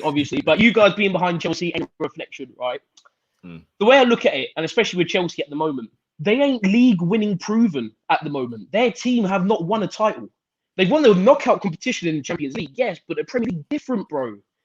That's why when you man won it, you won it storming. We won it the same way. We're winning it storming. So I just want to say, Liverpool right now, obviously, everyone's like getting gate crashy. Oh, yeah, we're pulling 8 points ahead and 9 points ahead. Guys, listen. Fact of the matter is, you guys are the second best team in the league. Up there with the best on your day. Let's not cap it. You guys are, right? And as a City fan, I respect that because you guys are proving it. You guys picked us to possibly be in our 5th Premier League in 5 years. Yeah. Like that's not a feat to be like taken lightly here. Like you guys swarmed it. So yeah, I just think it's just wicked. But anyway, here's my question to you two, right? Go on, brother. In the next 5 years, do you think Liverpool and City can continue their streak at the moment, even if new managers was to come in, the way the two clubs are set up, to still be the 2 best teams in the league? That's a tough one. The reason why I say probably I'd stay no is because I see Pep and Klopp leaving in the next 5 years. Newcastle are going to have that massive cash injection where they're going to just go to another level, which will be another team in the league that make it harder to win the league. Yeah. Abramovich is going to continue spending regardless of Chelsea's manager. Arsenal are improving. Tottenham under Conte will improve. And if they do get the money that he desires, they will become a real threat as well. So, no, I don't think it will just be us two dominating, but we'll always be up there and thereabouts, I think. But it won't be a domination like it has been with City and Liverpool. Oh, no, I totally get that. I just wanted to see a different perspective on it because a lot of fans I've spoken to, they're like, oh, yeah, City and Liverpool are dominating for the next 5 to 10 years. Nah. And the way I look at it, it could go that way. But at the same time, you've got to look, football's a revolving door. You've got people coming in and people going out. So definitely. But in my honest opinion, there is no better football right now than Liverpool versus Man City. And when you guys come to the 100%. Etihad, 100%, bro. When you guys come to the Etihad, that's the top side off. Forget your game against Chelsea and Mandem. Them Mandem are pegged. Like, leave them in the dust. The way you talk about them, talk about true champions here. I don't know if it depends on how close we are to each other. If we don't beat Chelsea this weekend and you guys win, then for me, the league is yours. Nah, you know what? I appreciate that still. I appreciate that, but I don't think that we could still drop points. See, the thing about Man City, we get that 14, 15 game winning run, then we stop. That's the thing with us. By the time you put that run together, though, no one's even close to you. I see that. Listen, obviously, I'm going to back my team, but I still feel like you guys have got a bit of a chance to make a run. Flop, obviously. Listen, I appreciate that. It just means we're the best. No, I hear it. No, look, I can't even come on there and shade. Like I have said it from the beginning of the season, so I'm not just going to start changing my tune because you're on as a City fan. I've had City as favourites from the beginning of the season. They're still my favourites. I hope you flop. I hope I'm wrong, but I can't see you letting up. Can't see. That's all right. I'll be looking forward for another John Stones moment off the line in it with Salah at the Etihad. I'm looking forward to it. Anyway, boys, thank you so much for having me on for my debut. And thank you. Take care, boys. Thank you, bro. Nice to have a debutant on as well. Also a rival fan as well, guys. If you haven't already, please do smash the like button. Really appreciate all the likes as well. All right, gonna get through a couple super chats and then get the next caller on. So Football Sunday says FSG just see. Oh no, I've already done that one. Tahir says Guna Lee win a Champions League, then come back to us next. Yep, thank you. Dean says I saw Man City are only stronger going forward though. If they play stronger teams, more attacking, it's tricky for them. True, but it also depends on like how many teams can give them that sort of threat. Akash says, guys, I'm disappointed in you lot taking banter from an Arsenal fan. He is coming and bad-mouthing Klopp and you're both sitting there smiling. Come on, guys. We let our football on the pitch do the talking, bro. You know we do this. Arsenal fans, that's their thing. That's their bread and butter is banter. Jamrock says, rivals challenge for Premier League titles, not 4th place. Tell him again, Jamrock. Tahir says, Lee, why are you acting like Ty? Come on, delusional. Yeah, Lee, told you, bro. You infiltrated the fan base. You did well, bro. But now we sussed you out. Got to move smart, bro. You got to move smart. I'm going to bring on the next caller. Just ready super chat. Jamrock, welcome to the chat, bro. Bless up, fellas. Bless up. Bless you, brother. How you doing? I'm all right, man. Actually, Saturday is going to be my birthday as well. Hey, come on. We're going to drop the beat for you after your call, bro. Bless. I wanted to say a couple things. And I'll caveat that by saying this. Do I want better players, not new players, but better players than what we have right now in some of the positions? Yes. But this constant talk about squad depth, I think, is, to me, kind of papering over some of the cracks that we have. Okay. So I'll say it from this standpoint in regards to some of the games that we've drawn, like Brentford. It wasn't squad depth that made Fabinho wait until the ball rolled over to his strong foot to clear it that caused Brentford a goal. It wasn't squad depth that had 3 men surrounding Trent for that header against Brentford. Very true. It wasn't squad depth that caused Alisson missing that clearance against Tottenham. It wasn't squad depth that caused Bobby Firmino to miss a 1-on-1 from 8 yards out, kicking it 10 yards over the bar, side-footed against Brighton. It wasn't squad depth that caused the Brighton goalkeeper only to have to pass the ball from just outside the box to the halfway line on the left-hand side that took out our entire midfield, and then one more pass in behind the fullbacks to the center backs for them to score that second goal. That's not squad depth. That is wilting to me and not grasping and seizing the moment when you can. That to me is lack of concentration. That is what is causing us to be in the position that we are in right now. It is too early in the season for me personally for squad depth to be an issue. Would I like I said, would I like better players? Yes. But it has nothing to do with squad depth. It's concentration.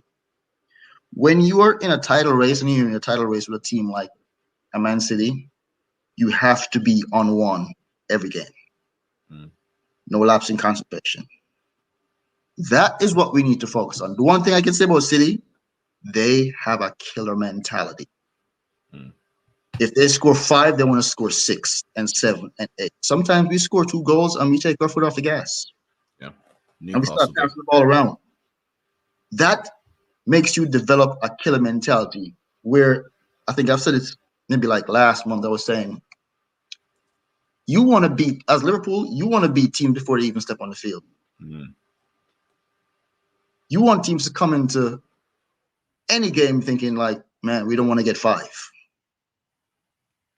That's the kind of mentality. And honestly, I don't know if it's some players in our team that are getting stale and just need to be moved on or what, but we need to have an uncomfortable conversation about a lot of players, even some of our favorites, being moved on, because sometimes people do get stale. The other thing I would say is this before I bounce. That article that I was talking to you about, when I read it, I said, you know what? I see what he's saying. He doesn't want additional players.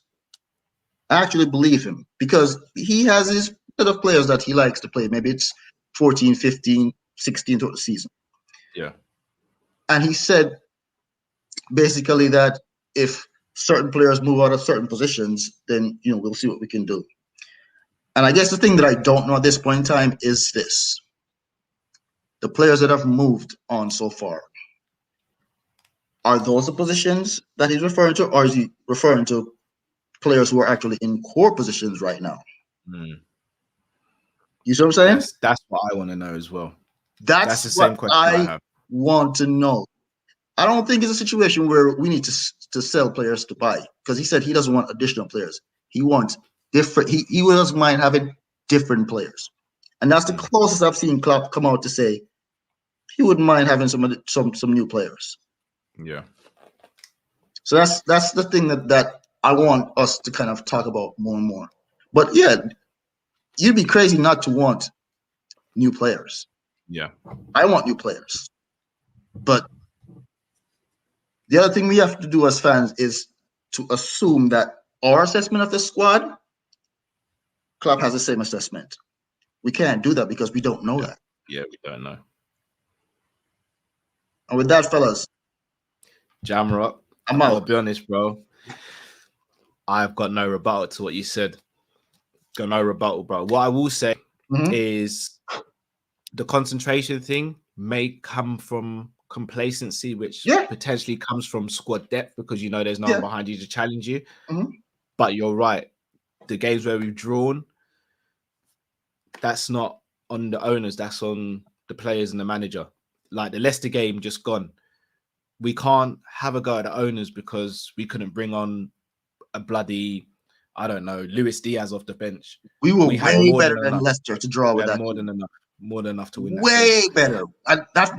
That game frustrated me. I didn't even want to talk much after that game because I'm saying to myself, like, so you have two center midfielders playing center back, right? And this is what we do. So that can't be blamed on the owners either. Nah, not to say that the owners are blameless. I'd never say that. I'd be lying if I said something like that. But yeah, the crutch can't always be, well, it's the owners or it's squad depth. Like, we need to look at the players and club as well for actually how they play in a specific game. And that's where how I look at stuff. How do we actually play in the game? Yeah. Would Klopp have made the right sub? Say, for instance, we had the squad depth. Would Klopp have made that decision to bring on that sub? Don't know. It's an assumption that we're making. And in order for us to talk about squad depth, and if we had squad depth, this would, everything that we assume would have to go exactly how we assumed it would. Yeah. And there's no guarantee that would have happened. So the only thing I'm left with is assessing how do we actually play in the game with the people who are actually playing. And did they make mistakes? Whether it's lapsing concentration or getting opportunities and not scoring, or instead of passing to this person, they should have passed to this person. That's how I assess games to say, you know what? Yeah, club either made a bad sub or that player, he was just not on today. It's facts. It's facts. Jamrock. Happy New Year's, guys. Bless you, bro. Happy Have New a Year, fantastic bro. birthday, Bless. bro. Have a blessed one, bro.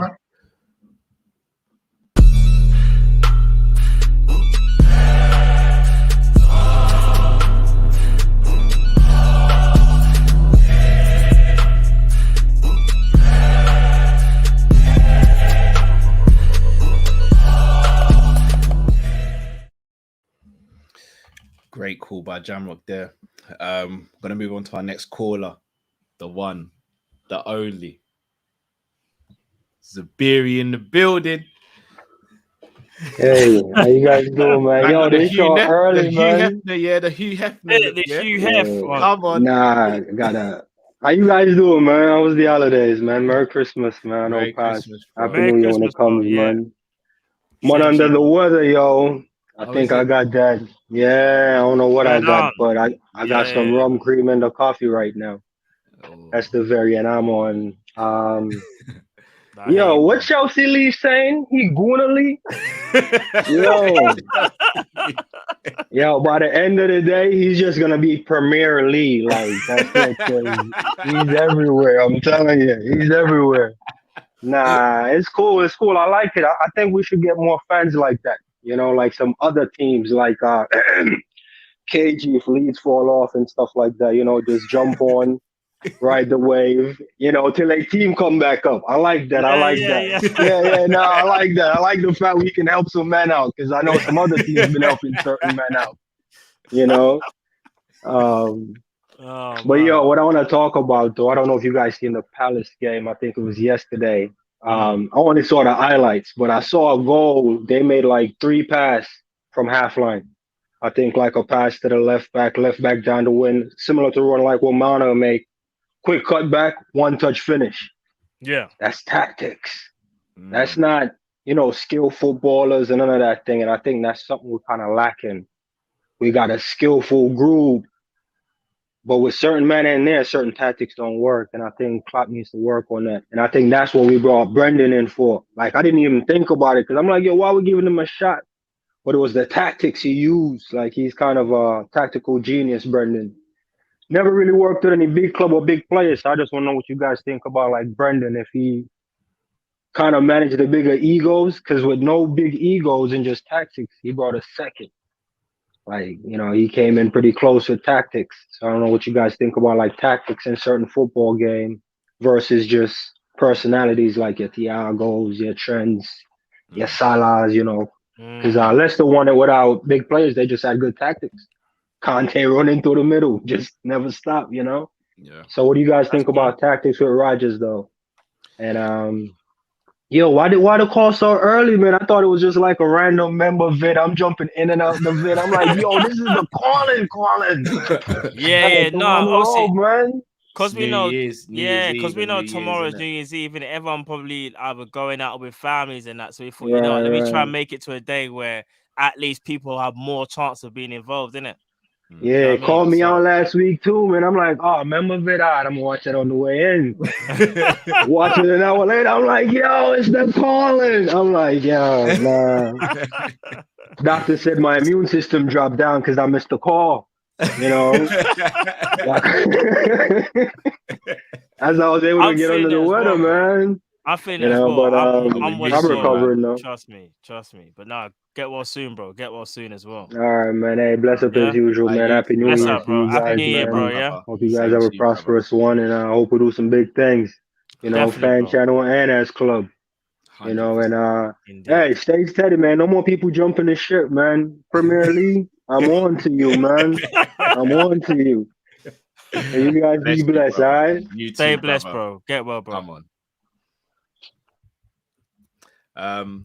Brendan, tactics, Matt. I agree with the tactic stuff. I do think sometimes we throw our tactics out the window. We just kind of turn into freestyle football a little bit, or spamming crosses and that's what I was gonna say. Sometimes like it's not, and the thing, it's not like Klopp don't have tactics. It's just that I would say he doesn't utilize them enough, especially when things aren't going right.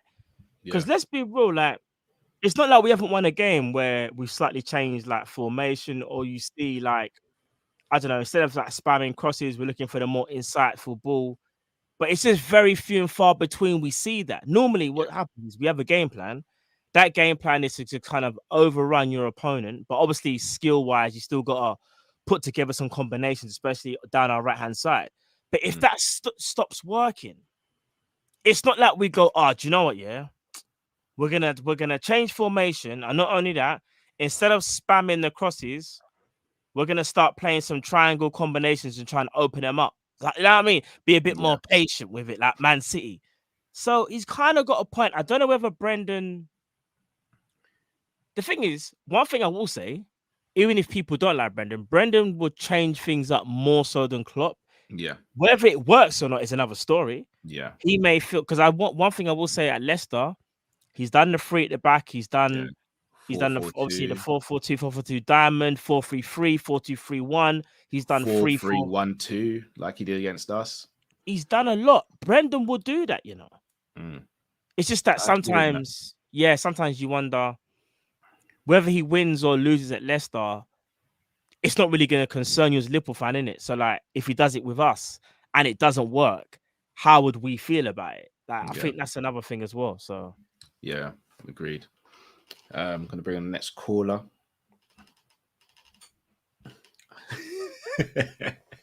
Abs, aka Firmino's lawyer, said, "You man are gonna destroy us 5-0 on Sunday." Bro, if you saw me on the TO today, I had certain words for some of these players, man. They're useless, bro. There's some things I want to say, but you know, I don't want to. I'm not trying to get anyone's channel cancelled.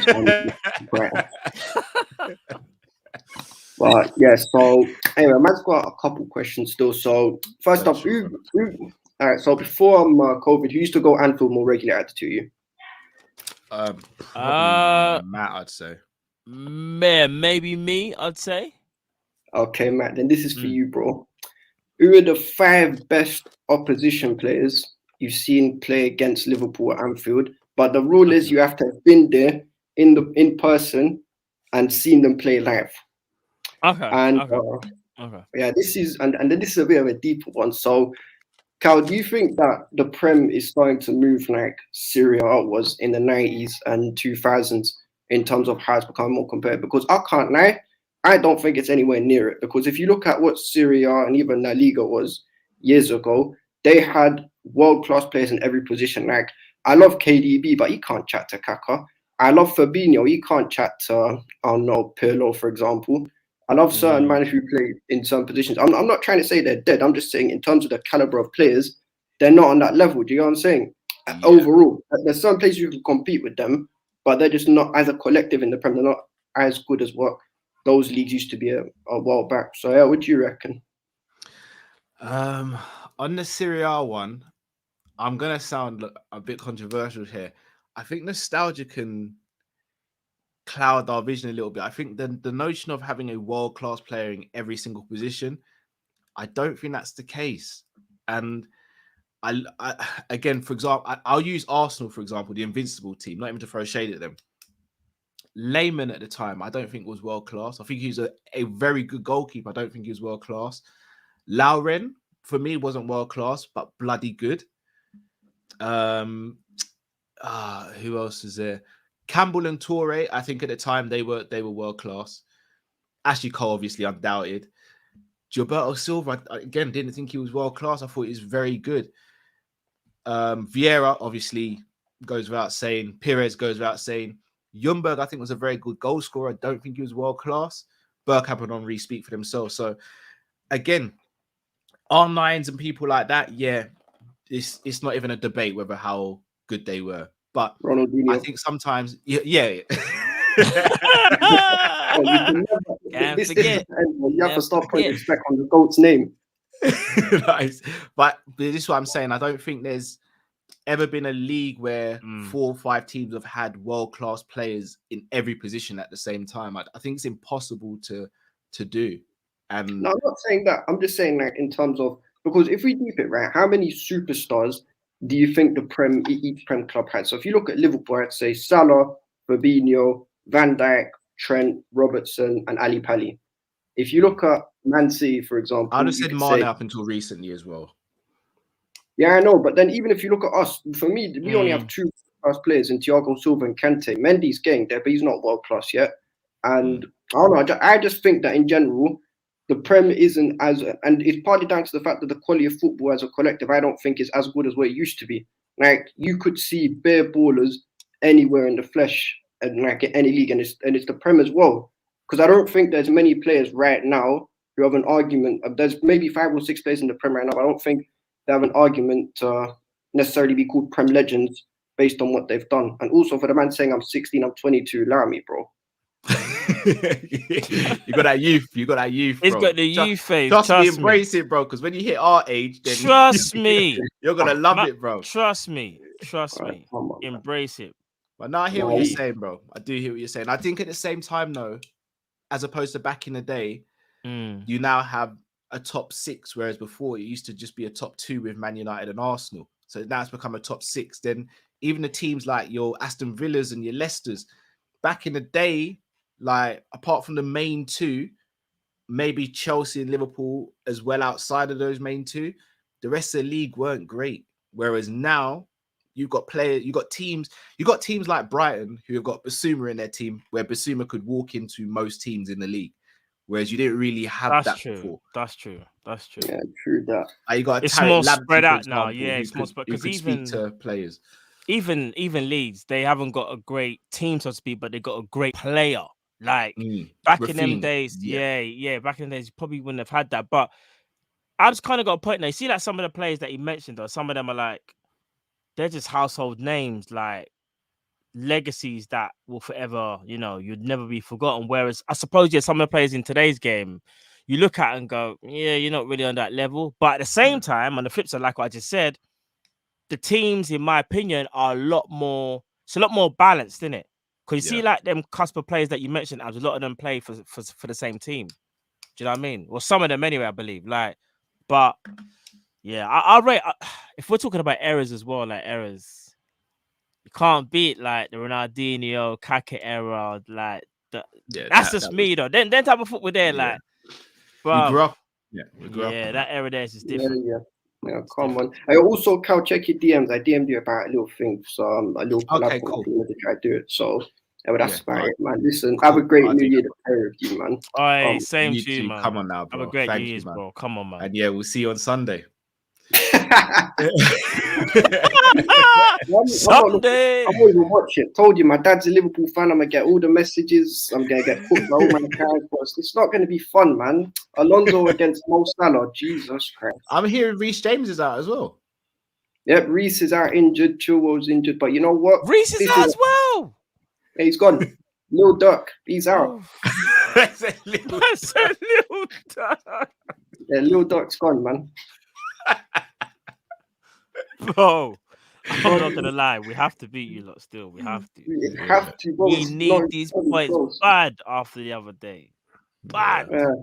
You're gonna cook us. I'm serious. I'm not looking forward to it at all.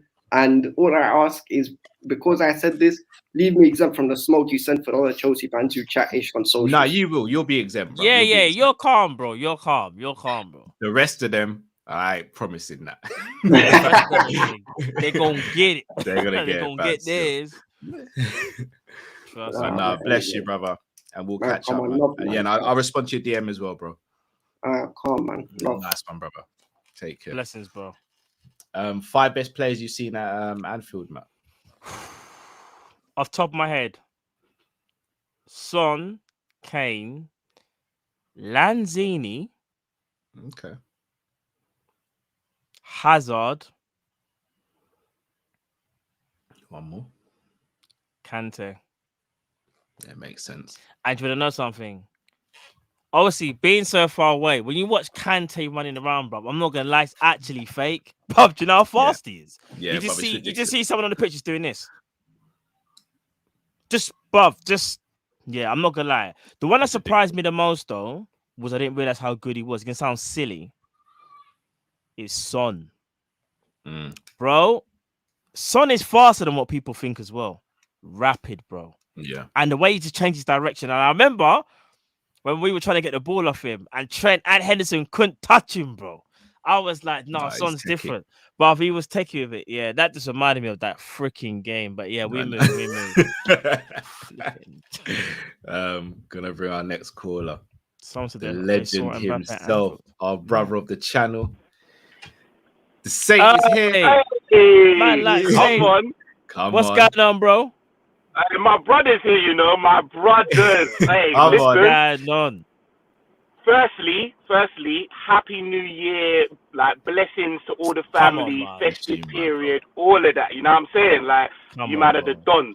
Secondly, Cal, what's going on, brother? Well, I've got to pull you up, bro. I've got to pull you up. Seriously. Nah, bro. Bro, there has to be some more diligent work going on in the background, brother. A man can't come, flash some teeth, a beard, 1 or 2 sympathetic stats towards our plight, and then you're all welcoming them into our fan base and that. Having them do that to us, blood. That's shameless, blood. What's going on, bro? Come on, man. There needs to be more diligence, more. You want to see our checks, bro. CRB checks, bro. You know what these gunners are like, bro? They're scandalous, bro. Talking about madnesses, bro. Nah, blame you for that one, you know, because you was a bit too invited. I let my guard down. I let my guard down. You're too nice, Cal. You're too nice, I did as well. I did as well. I can't have a lie, fam. We flopped. I'm not even gonna lie. There's 1 or 2 times I caught man doing up Dubai and PS5. I thought this guy's all right, you know. Nah, bro. Lock it off. No more. Not these man there. Man giving up their vim, you know? And then, nice, true. Bro, he's trying to use us to reaffirm his love for football. Get out of here, you idiot.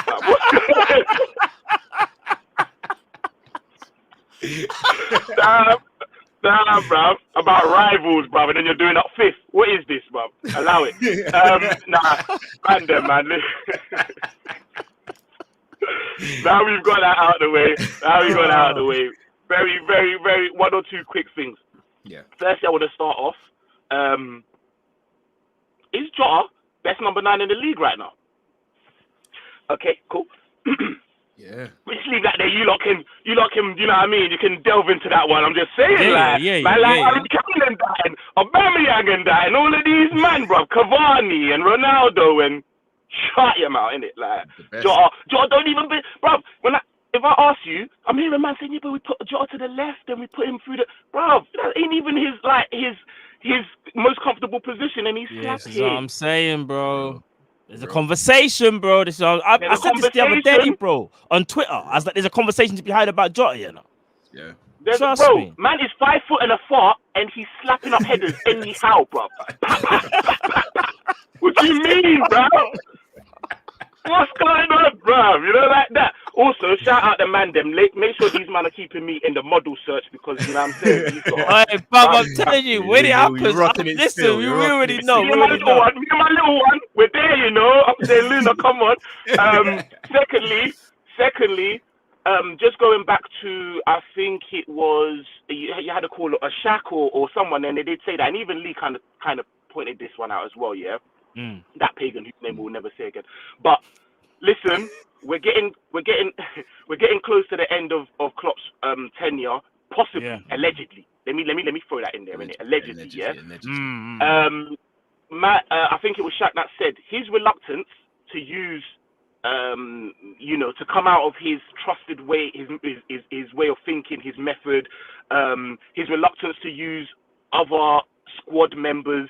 There is an argument to say that if we had a deeper squad, would man really even use them? Do you know what I mean? I understand that I love Klopp for his integrity and not coming out and bashing us, but at the same time, I've heard you man say it in one of your shows. At the end of his tenure, if what our trophy haul is all that it is now, will Klopp have to bear some of the blame in not maybe, do you know what I mean? Like, you know where I'm going with that. Yeah, you know I know exactly what you're trying to say, bro. One man, Lee used the wrong word. He used the wrong word. He said that it will be a failure or something. It won't be a failure, but underwhelming it may be. You know them ones there. Like and it's just a shame, bruv. Do you know what I'm saying? So I would love for you, man, to chop that up. And also, just because this man was going on stupid, bruv, yeah, for the Emirates game in the EFL Cup, yeah, you got one song to play to the man them so they can go and pipe them man them, put them in a split. What song you playing then? I don't want to hear that. Bro. Some of the scandalous things he was saying, just I don't want to hear no he was talking grease mode, bro. Grease. We're only 6 points behind you, and you're only 6 points behind. Shut up, man. We're piping them, man. There. What's the motivation in it? And Cal, love for the message you sent me, bro. I only just listened to that. Love. Come on, bro. Come on now, bro. Listen, I'm go over to Saint's channel now, bro. Hey, Listen, I don't even want to beg things and that, but I am literally free man from 500. I beg you, come on, guys, you, man. Do that today. Come on, man. Do that today. Hey, you know what? I'm going to stick it on you, man, as well. Don't be doing up, come on. Don't be doing up, come on. Look in your phone and make sure you're subscribed. I am subscribed. No, we're subscribed, bro. Listen, I was subscribed from day, you know. Front line, bro. Trust me. I'm a subscriber, bro. Trust me. Nah, listen, hey, Cal, best regards to the family member and that and everything, man. Listen, love, thanks for having me on, my guys, and chop that off. Come on, bro. Love, bro. Nothing but love, bro. Come big up Saint. The song I'd play is probably Ether. Probably Ether, bro. I'm going there full smoke. Nah, you know what I'm doing? Shabba Ranks bedroom bully.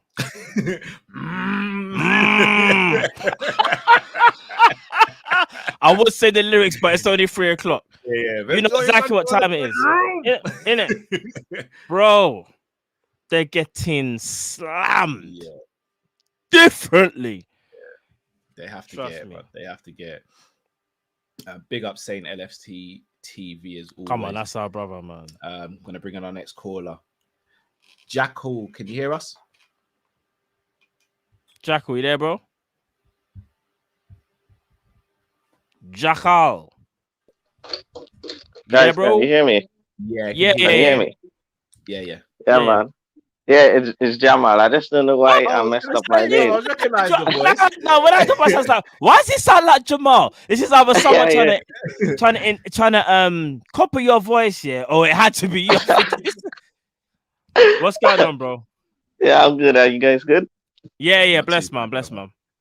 Yeah, the thing I want to say, I don't like when rival fans discard our trophies because they only say we won 2 major in the Champions League and the Premier League. But come on, you can't disrespect the Super Cup and the FIFA Club World Cup because we can say Pepper's only win 3 major trophies. We can say that the 3 Premier Leagues. Are we gonna discard his FA Cup and his League Cups? So let's keep the same energy. If you're gonna say Klopp win 2 major trophies, you have to say Pep win 3 major trophies. So yeah, man, I just want to say that. Yeah, but I really want to drift you today, man. 'Cause I really want to talk about this Mane thing.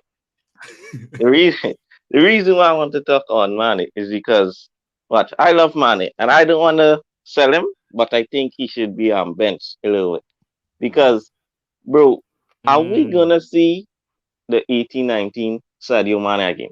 Because I don't know, you guys, I only saw him 3 times this season, and that was Atletico at home, first game against Norwich, and the first half against Spurs. That's the only 3 times I've seen 18-19 Sadio. The other games he has scored. Arsenal at home, I'd say as well, bro.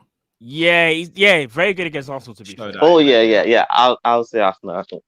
Yeah, so those are the 3-4 games. But the other games, bro, I mean, we played 19 in the league and I think 6 in the Champions League. And he has been average.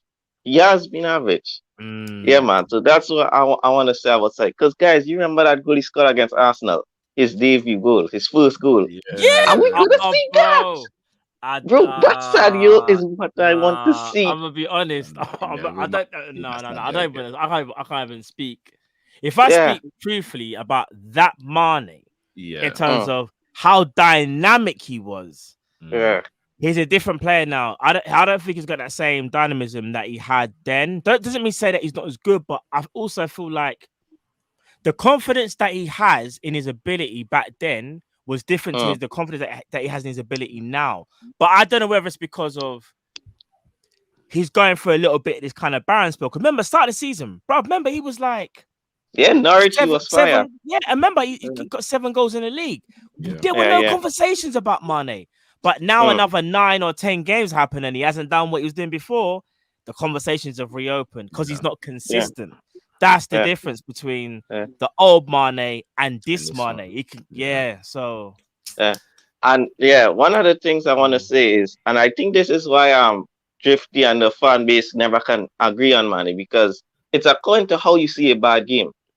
Because you can see, like, say Mane he beats his man, but he put in a cross which goes over and go out for a goal kick. Someone will say, bro, that cross was horrible. But I know, I'm just speaking for Drifty. He might say, but he still beat his man and he still causes a problem. But it's hard because it's what you see. Are you going to see he's still a problem? He's still doing something? Or you're going to see his cross or his decision making? And I think that's what the confusion is about Sadio Mane and if he's having a good game or a bad game. So I want to know, I think I asked you guys this already, but again, how would you see someone having a bad game? Is it they are in the game, or are you watching their end product as what means they are a good game? That's why I really want to ask you that. Okay, I got that one actually. Because I'll even answer that for you now quickly as well. I think having a bad game is, see, if you're like not involved, I don't think that's having a bad game. It just means you've been missing. But I can't really say you've been bad. Bad is when, in my opinion, is like, as you say, like you're involved in the game or you're involved enough, but your contributions are very, very little. And not only that, your decision making.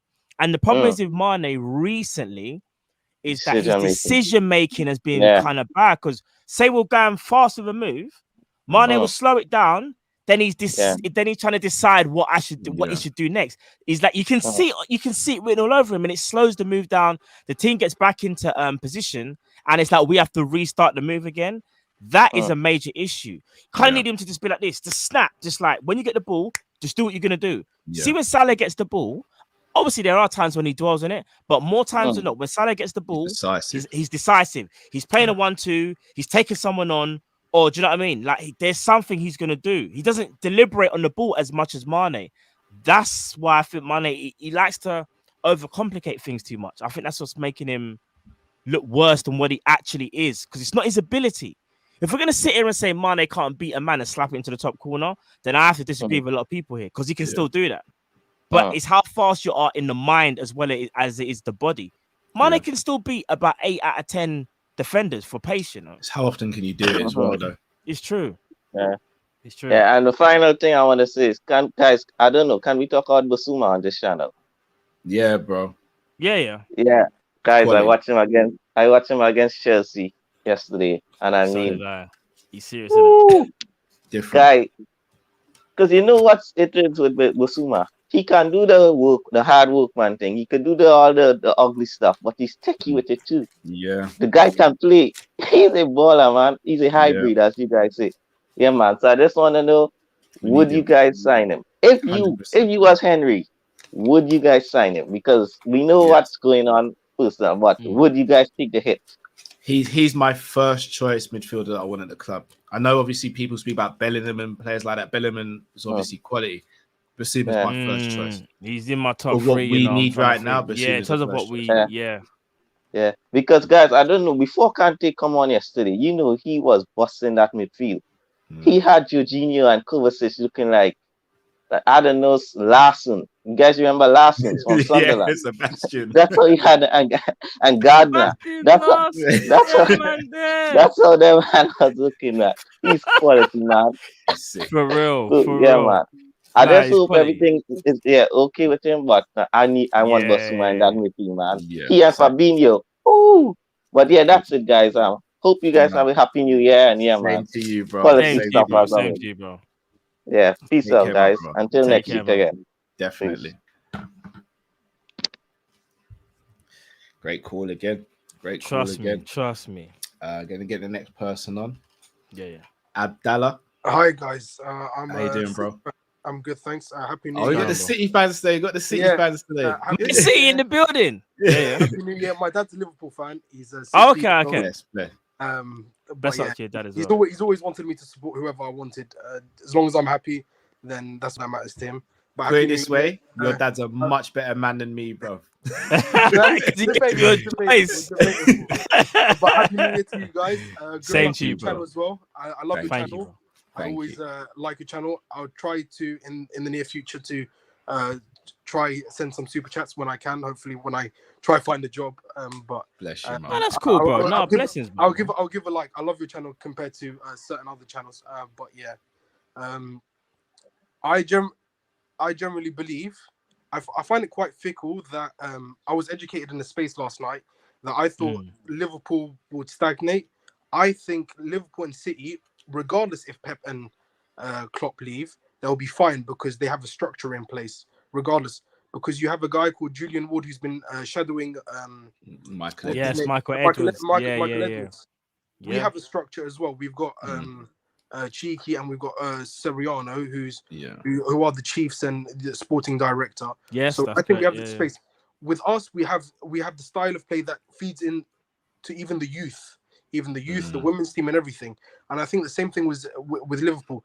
And I've heard a lot of shouts from Liverpool fans saying Pep Linders is nothing much would change. So I find it quite fickle. People saying our era of dominance. Us two clubs aren't circuses. Chelsea, I'm starting to see it's a poison chalice. United are a poison chalice. Arsenal are a circus. I generally believe Arsenal will never win the Premier League in my lifetime, honestly, and never win the Champions League. They will not. Second of all, United won't. They're just whoever manages them, it's not working. And my second question was, once Klopp leaves, is Trent's position what's the word? I don't know how to describe it. Is it justified anymore? Because the way how we play, you mean? Like, the will way it you have to change, kind of thing, if another manager comes in? Would you have to move into the midfield? Because in my opinion, correct me if I'm wrong, his career as a right back for Liverpool would end. I'm not saying his career at Liverpool would end, but in my opinion, his career as a right back once Klopp leaves would end. Correct me if I'm wrong. You can educate me on that. I don't think that's a crazy shot. The reason I don't think it is because it depends on the manager we get. Like you see, for example, Southgate gets sold or gets put on the bench. He might move into the midfield and become KDB-esque. To be quite honest, but yeah, I think you more see him move into midfield if that was the case, and we get another right back. He's a very unique player. That's what I was going to say. And you see someone like Southgate struggles to know how to play him. So it depends on the manager. You're right. And fact. and on my previous question, do you think our dominance will carry on?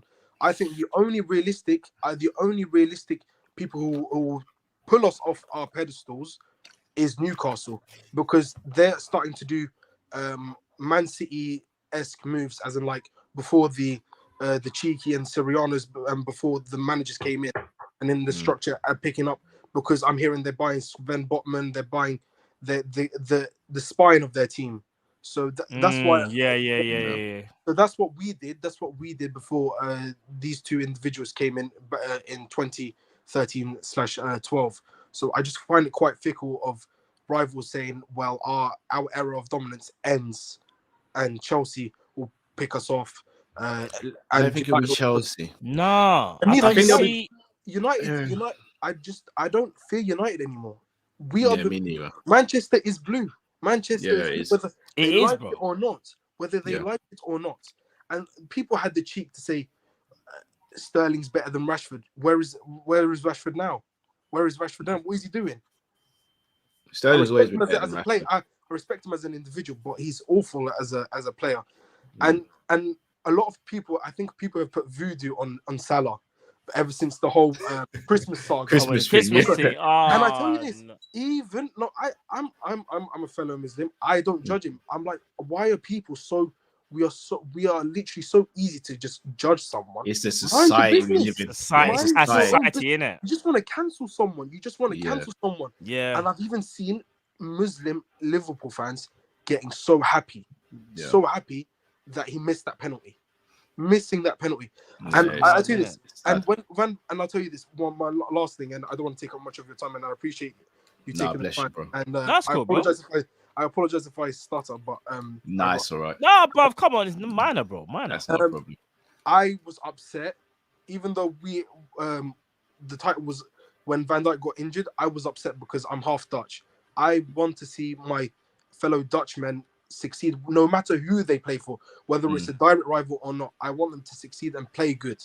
I want them to play good. I was gutted that Genie left because I want the best players, even if it's plays for the best rivals, to play good. And I want you guys either us to get Van der Beek or you guys to get Van der Beek, because that guy would be great for you guys as a Genie long-term replacement. Agreed. Van der Beek is a shout who's actually just sitting there wasting away at Man United. United are finished. I don't fear them. I know it sounds fickle of me. I don't fear them. I don't fear them either, you know. I don't fear Arsenal. I don't fear United. They're just toxic. And Chelsea, I don't know.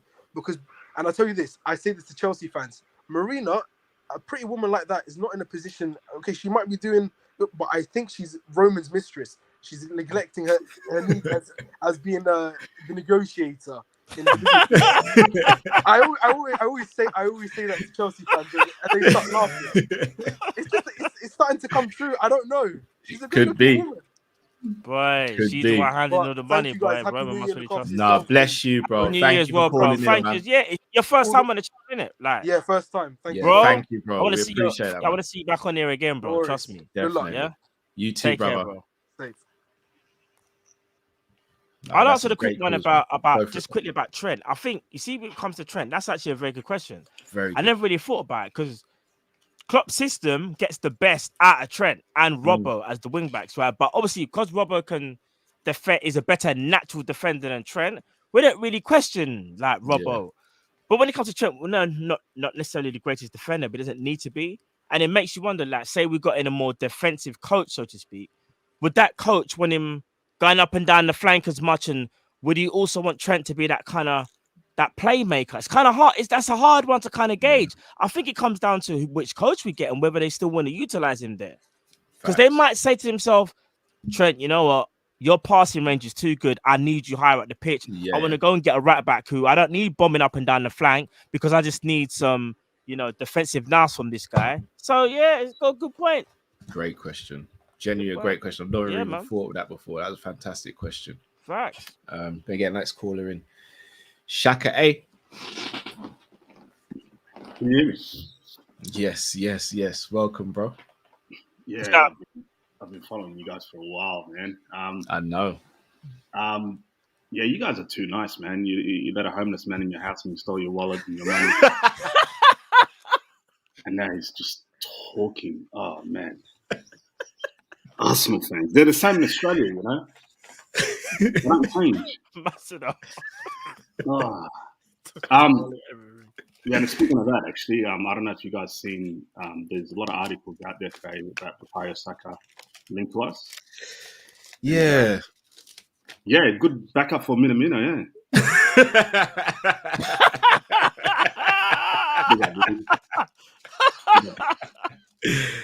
I've never made a secret about Saka. When he was stalling on his contract, I really wanted us to go in for him. I think he covers left back, left wing, and right wing. Homegrown, young, quick, good trickery, good shot, tactically good. I think he'd do bits on the clock, but Arsenal won't sell to us.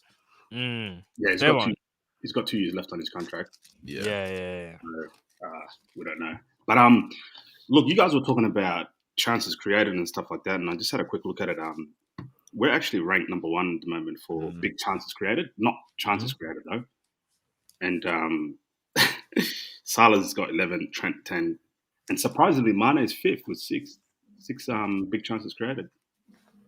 What a flop! As in, he's created 6 big chances or had big chances, 6 big chances. No, he's created it. So he's 5th. He's created these chances. Yeah. He's tied with Harry Kane, Kevin De Bruyne. So I think a lot of our fan bases, we're kind of just piling up on our players at the moment because of 1 or 2 losses. I think Agreed. we need to kind of ease up on that at the moment. We do know that we need backup players. We all, you guys have been talking about that for a year now.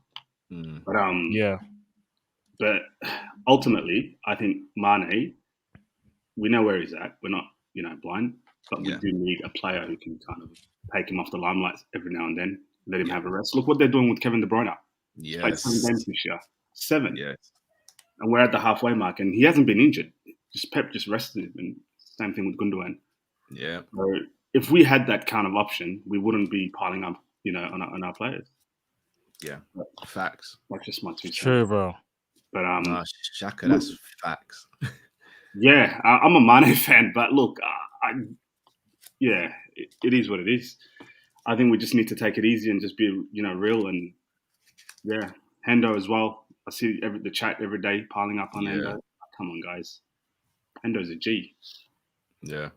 Look, guys, I just wanted to sort of jump on. It's kind of late here, anyways. But thanks for coming on early today. It's usually you guys are on like 6 a.m. our time, 5 a.m. Oh, okay. Yeah. So it's mad to yeah. That's thanks a lot, guys. Been a pleasure. You guys are. Thank you, bro. Appreciate as well. You guys are legends, man. And big up to Jamrock. I saw him on another channel the other day defending Mane, even though he doesn't like him. But big up. Defend your own. Yeah, he's one of us. Look at Jamrock.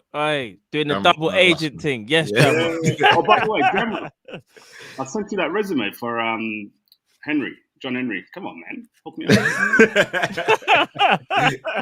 We all have. We're all trying to get on the payroll.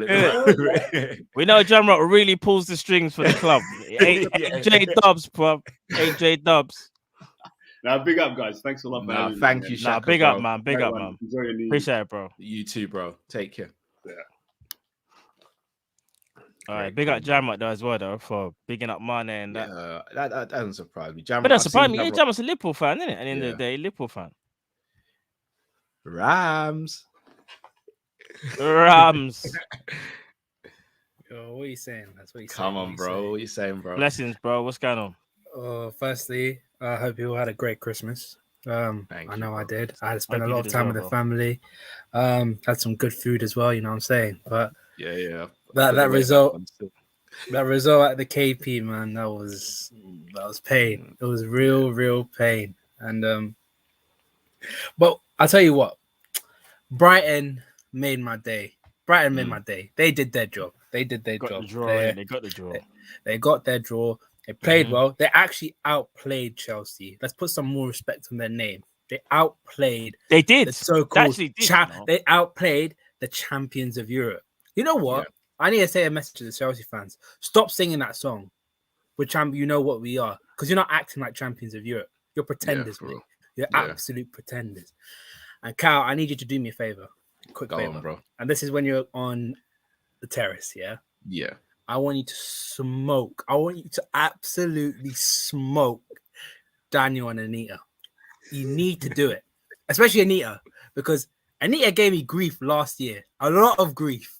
Cal knows. Yeah, Cal she gave us grief as well. Big up Anita, but she gave us grief as well. Yeah, she gives everyone grief. Bless her. I love Anita. She's mad blessed, but she gives everyone grief when she's on it. But that's the type of, you know what I mean? Yeah, she don't discriminate. She don't discriminate. No. She does it on Arsenal fans, anyone. Yeah. She needs a little bit of, retribution, shall I say? We need some retribution. That's the plan. That's the plan this Sunday. Exactly. This Sunday, bro. If we beat them, boy, we just can't lose, though. We just can't lose. Because this is what I need. I need to ask you guys a question, The Chelsea fans, the narrative before the season started, we got a great squad. We can match City. We can, whenever we get an injury or a first team player, someone could come in and replace them. Lukaku is a changed man. Apparently, he's matured. Apparently, allegedly, he's a changed. He's got new Timberlands. Exactly. I'm just saying, I haven't seen the red ones now. Yeah, exactly. I haven't seen any change from Lukaku when he came from United to Liverpool. You know what I'm saying? Like the bad touch is still there. He's still a lump up front. His movement's shocking. Like I said it to Daniel so many times. What's the point of calling him a world-class striker when I expect world-class strikers, the likes of Lewandowski, Harry Kane before this season, Luis Suarez to an extent, their movement are elite. They get themselves into good position. And then Lukaku had a little bit of good movement. I wouldn't even say good movement. It was just Mings being lazy. Basic. It was exactly being what a normal striker does. But it was nothing. It wasn't been basic. Meaty this season. Exactly. He ain't done nothing crazy. I know, and it's just the narrative that they like to spin. They like to spin it around, and I got the injury table right here. I went and did my research. I did my research. Oh, so apparently, so far since last night, Chelsea have got 6 injuries. Compare it to Liverpool, we've got 7. Bearing in mind, right? Okay, I give them a little bit of the benefit of the doubt. They got 3 starters that are out. But we got the likes of Thiago and Robertson that are out. So people will like to say, "Oh, we got injuries, we got COVID, we got the same thing as well. We got just about the same thing." And people forget, that little barren run we had in like October where we kept on drawing games against Brighton, Brentford, and all them. Yeah. We had about 4 or 5 midfielders out during that period. Did we blame injuries? Did we? Because I didn't. I didn't blame injuries. I blamed it on Klopp. I gave Klopp a lot of grief. Yeah. I gave a lot of players like Fabinho, Henderson, Trent, Matip. I gave them a lot of grief. So why can't Chelsea fans do the same thing? Is this true? Sorry, Rams. Is this true? Reece James out for the season. Is that true? So, I've heard 2 to 3 months. I've heard. Apparently, Kesh told me it was 4 months. Wow. Damn. That is a big. That's big. And again, I'm not even celebrating. January though. Yeah, I'm not celebrating that. I was just more shocked. Like, I didn't realize that because obviously they lost Chilwell already. Like, I didn't realize. And another narrative. I'm sorry, guys. Another narrative they spun. Apparently, Trevor Chalobah is a better player than Ibrahim Konate. Apparently. Oh, gosh. They started it. They started this. Based on what though? I don't understand. Because apparently Ibrahim Konate is positionally very poor, and all he does is he's a pace merchant basically. Apparently, and people forget. Chalobah plays in a back 3, where he plays with the likes of Thiago Silva, who is elite, one of the greatest defenders we've ever. One of the greatest defenders of his generation, if not the greatest. People forget he was mentored by one of the greatest defenders of all time as well, in Alessandro Nesta. He learned his trade with him. People forget that, and I don't understand why Chelsea fans like to big up their players to an extent where they like to put down our players as well, like Reece James with a measuring stick. Yeah, exactly. They always got to do the comparing thing. Like Chalobah is good for what he is, but you can't start saying madness things like he's better than Ibu because of X, Y, and Z. Like, I'm gonna be real. Like, I've seen Chalobah play a couple times this season. He's looked decent, but I would just say he looks decent. Do you know what I mean? Yeah. But I haven't seen him have a standout game where I would go, wow. Like, we've seen Konate have standout games. Man. He's had games where it's been a little bit iffy. There's no denying that. Yeah. There's no denying that. But I've seen for example, the Man United game, he came more to the forefront. Then and in the AC Milan game where it was absolutely sensational. Bro, he stopped Ibrahimovic by himself. Leicester, bro. Leicester when Leicester Vardy when he had came so on, many opportunities, just come on, man. The game. And people forget he's only 22 years old. Yeah, of course. Like in my expectations of him, he's exceeded them. I thought he's going to be rash, going to be a little bit wasteful. He's been a little bit of that, the little touches. You can expect that from a young player. Yeah. But he's exceeded it. He looks sick. And I'm so excited to see what he's got for the future. Like what Virgil said. Gomez and Konate are the future. Yeah. They are the future. They're going to be taking his place. And look, Guna Lee came on. I got a lot Guna Lee came on. Look, all I'm saying, Guna Lee, I did this last time, yeah? We're going to show you no mercy when we beat you at Emirates. We're going to show you no mercy. It's going to be like Eminem when he's singing Mockingbird. Hush, little baby, don't you cry. Everything's going to be all right. Just stiffen that little baby. You know what I'm saying? Like, you heard Arsenal, that. Look, you heard that, Lee, yeah? Guna Lee, you're my guy. You changed from Arsenal to Liverpool, but all you were was an op. You're an op. Yeah, you stabbed us in the back. Expect Jason Bourne type of stuff right now. You're gonna get pumped. You're gonna get slapped. You're gonna get slapped. You done us dirty. And lastly, people have been saying, I know the Man City fan came on and said about after Klopp and Pep and all that stuff, and the whole Trent thing. I think if everything that I want to happen for Liverpool happens, and we get Julian Nagelsmann in, I think we can sustain this period of dominance for the next couple of years, because Nagelsmann and Klopp systems are quite similar. They're they have a little bit of similarities, not entirely, like the little changes here and there, but they're very, very similar. And I think if Klopp leaves Liverpool with his trophies that he has and Nagelsmann comes in, I think it could be a case of Klopp was like Shankly, where he didn't win a lot, but started the train. Nagelsmann will be the guy that will win the trophies, continue the train, and get us to winning trophies. And then after that, we'll see what happens. But that's if Julian Nagelsmann comes along and do his thing. Yeah. But last thing. I know I've taken a little bit of time, but last thing, cool, bro. I want to hashtag Ram Vindicated. Yeah, Ram Vindicated. I said it before about this fraud of a player, Saul. I told everyone. I was called a mug. My football knowledge is not that great. I told everyone about him. Told him. And look what happens. Chelsea fans are complaining that they've got Saul in their team. All I have to say.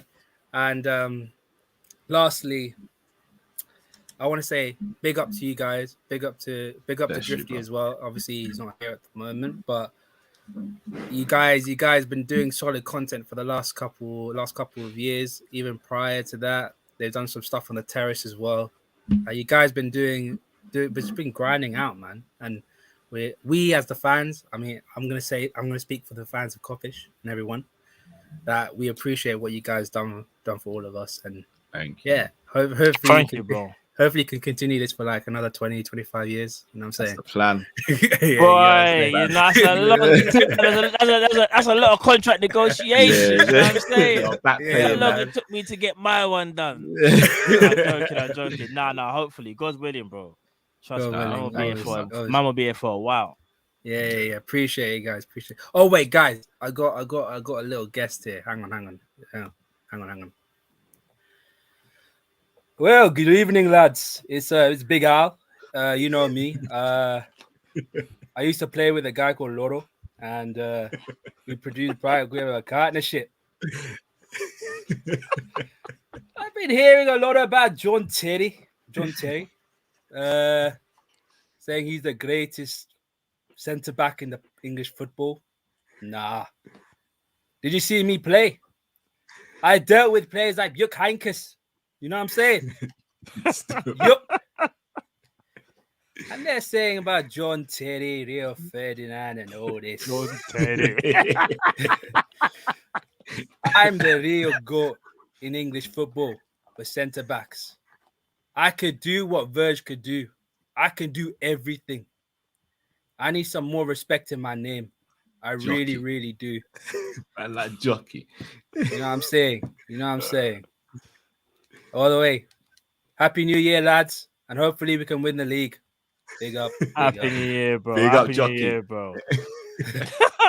Big up, lads. Big up. Blessings, bro. Blessings, bro. Big up Rams as always. Right, our Trust last me. caller, guys. Yeah. Waited patiently. Indeed. Feel like we got up here. Oh, Gabriel United. Yeah, Gabriel United. You're right, guys. Not What's too bad, going bro. on, How man? you doing? I'm good. Can you hear me? Yeah, we clear, bro. Yeah. Clear, bro. I hope you had a nice Christmas as well. Like I know. Yeah, no, I did, man. Hope you did as well, bro. Hope you did as well. Yeah, I did. You had a massive turkey, like roast and man, I can't even feel myself right now. But I just want to say quickly before I ask my questions and stuff, I just want to say you're some of the best content creators on the platform, and I didn't even say football because I truly feel like your chemistry with Drifty, he's not here unfortunately, but with Drifty, like your chemistry is off the charts. It's really entertaining to watch, and I can only wish you the best for the channel and stuff. And I wish you were United fans because we need some of your energy on the club and stuff. But I just quickly before I ask my question, I want to bounce back on something that I think it was Abdallah who said it. He said United and Arsenal were finished. He said Chelsea are. I didn't think he said circus, but he said something else. I just want to say, and Liverpool fans should know this better than anyone else. Like in football, things can turn around very quickly. 2 years ago, Chelsea were in the Europa League final with Arsenal, and then last season they won the Champions League. So in football, you just need the right people in the right position of power. You need good recruitment, and it can change very quickly. So I don't want to say that Arsenal or United aren't going to win anything for his lifetime, which is probably another 60 to 80 years. That's not going to happen. That's absurd. But one thing I want to it's funny because I was watching the Monday night show with you and Drifty, and you were talking about how, I think it was on Monday, you were talking about how you're kind of not disappointed with the amount of trophies you've won, but you're regretting that you haven't won as more than you have. And I was thinking about this, and I want to ask you guys, where do you think Liverpool would be had Pep never been at City, or had City gotten another manager? That's my first question.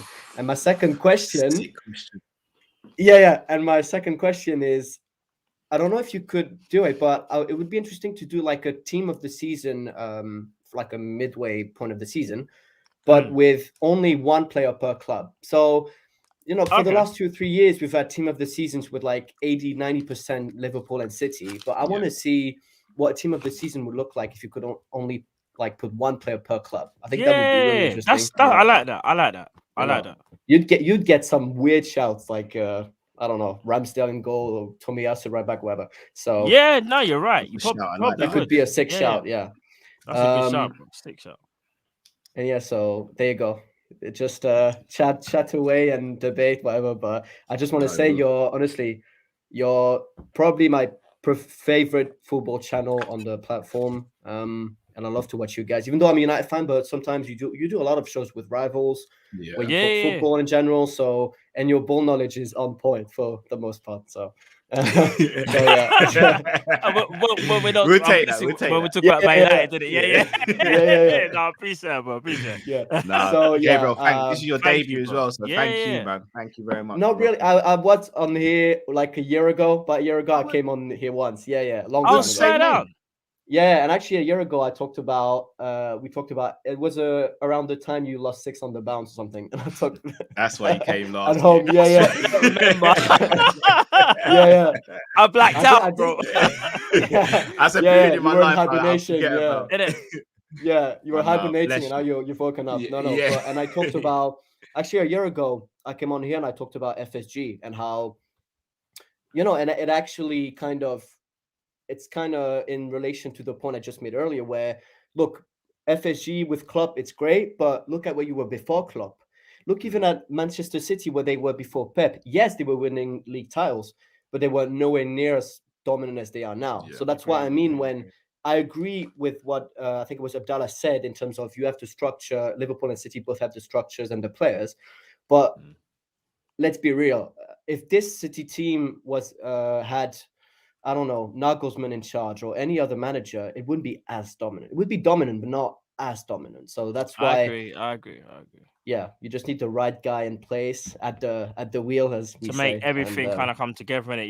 Yeah, no, I agree with that because I Yeah. think you can the structures that what I think he meant is that the structure's there. So if another manager wants to come in, another top class manager, he should be able to kind of continue the work that Pep has left. However, what you're saying is I also agree with.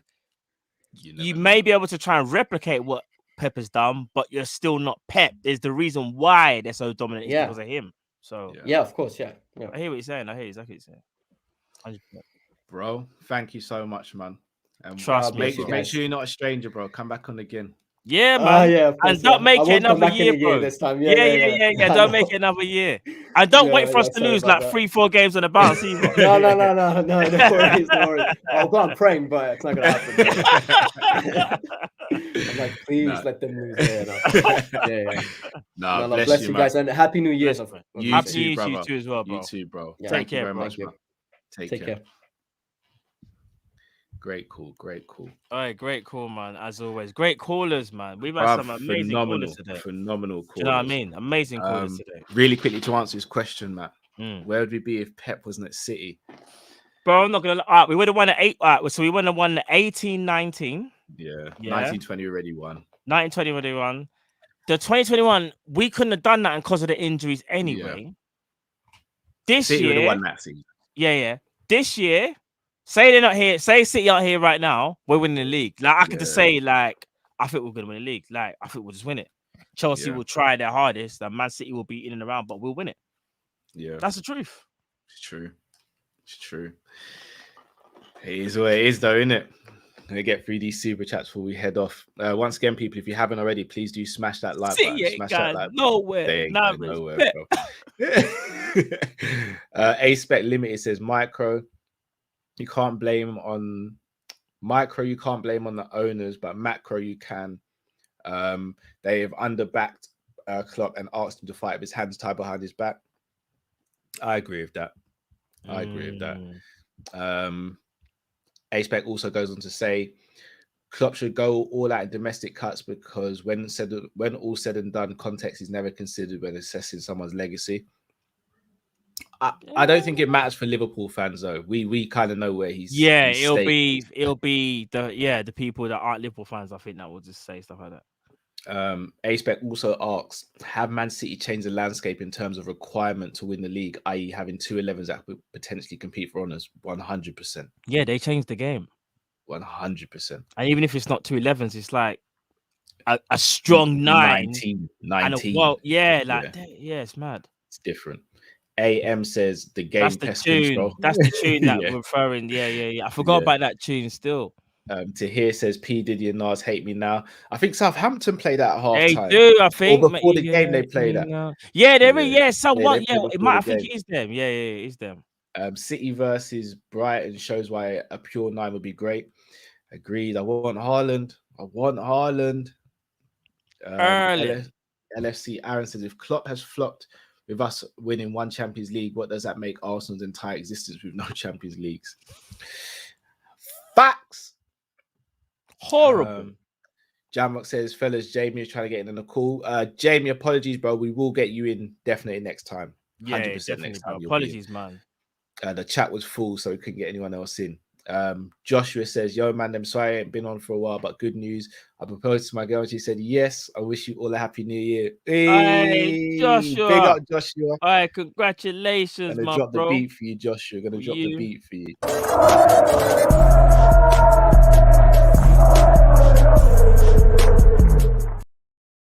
Everyone just spam the comments. Everyone spam the comments and just put congrats, Joshua. Innit, man. Trust congrats me. Congrats to you in the future, Mrs. Murray as well. Indeed. Future wife. DJ says, are LFC forgetting they are below Chelsea? Yeah, I mean, we have a game in hand to be fair. Game in hand. You know they want. Yeah, we're playing them as well. Yeah. No, confident.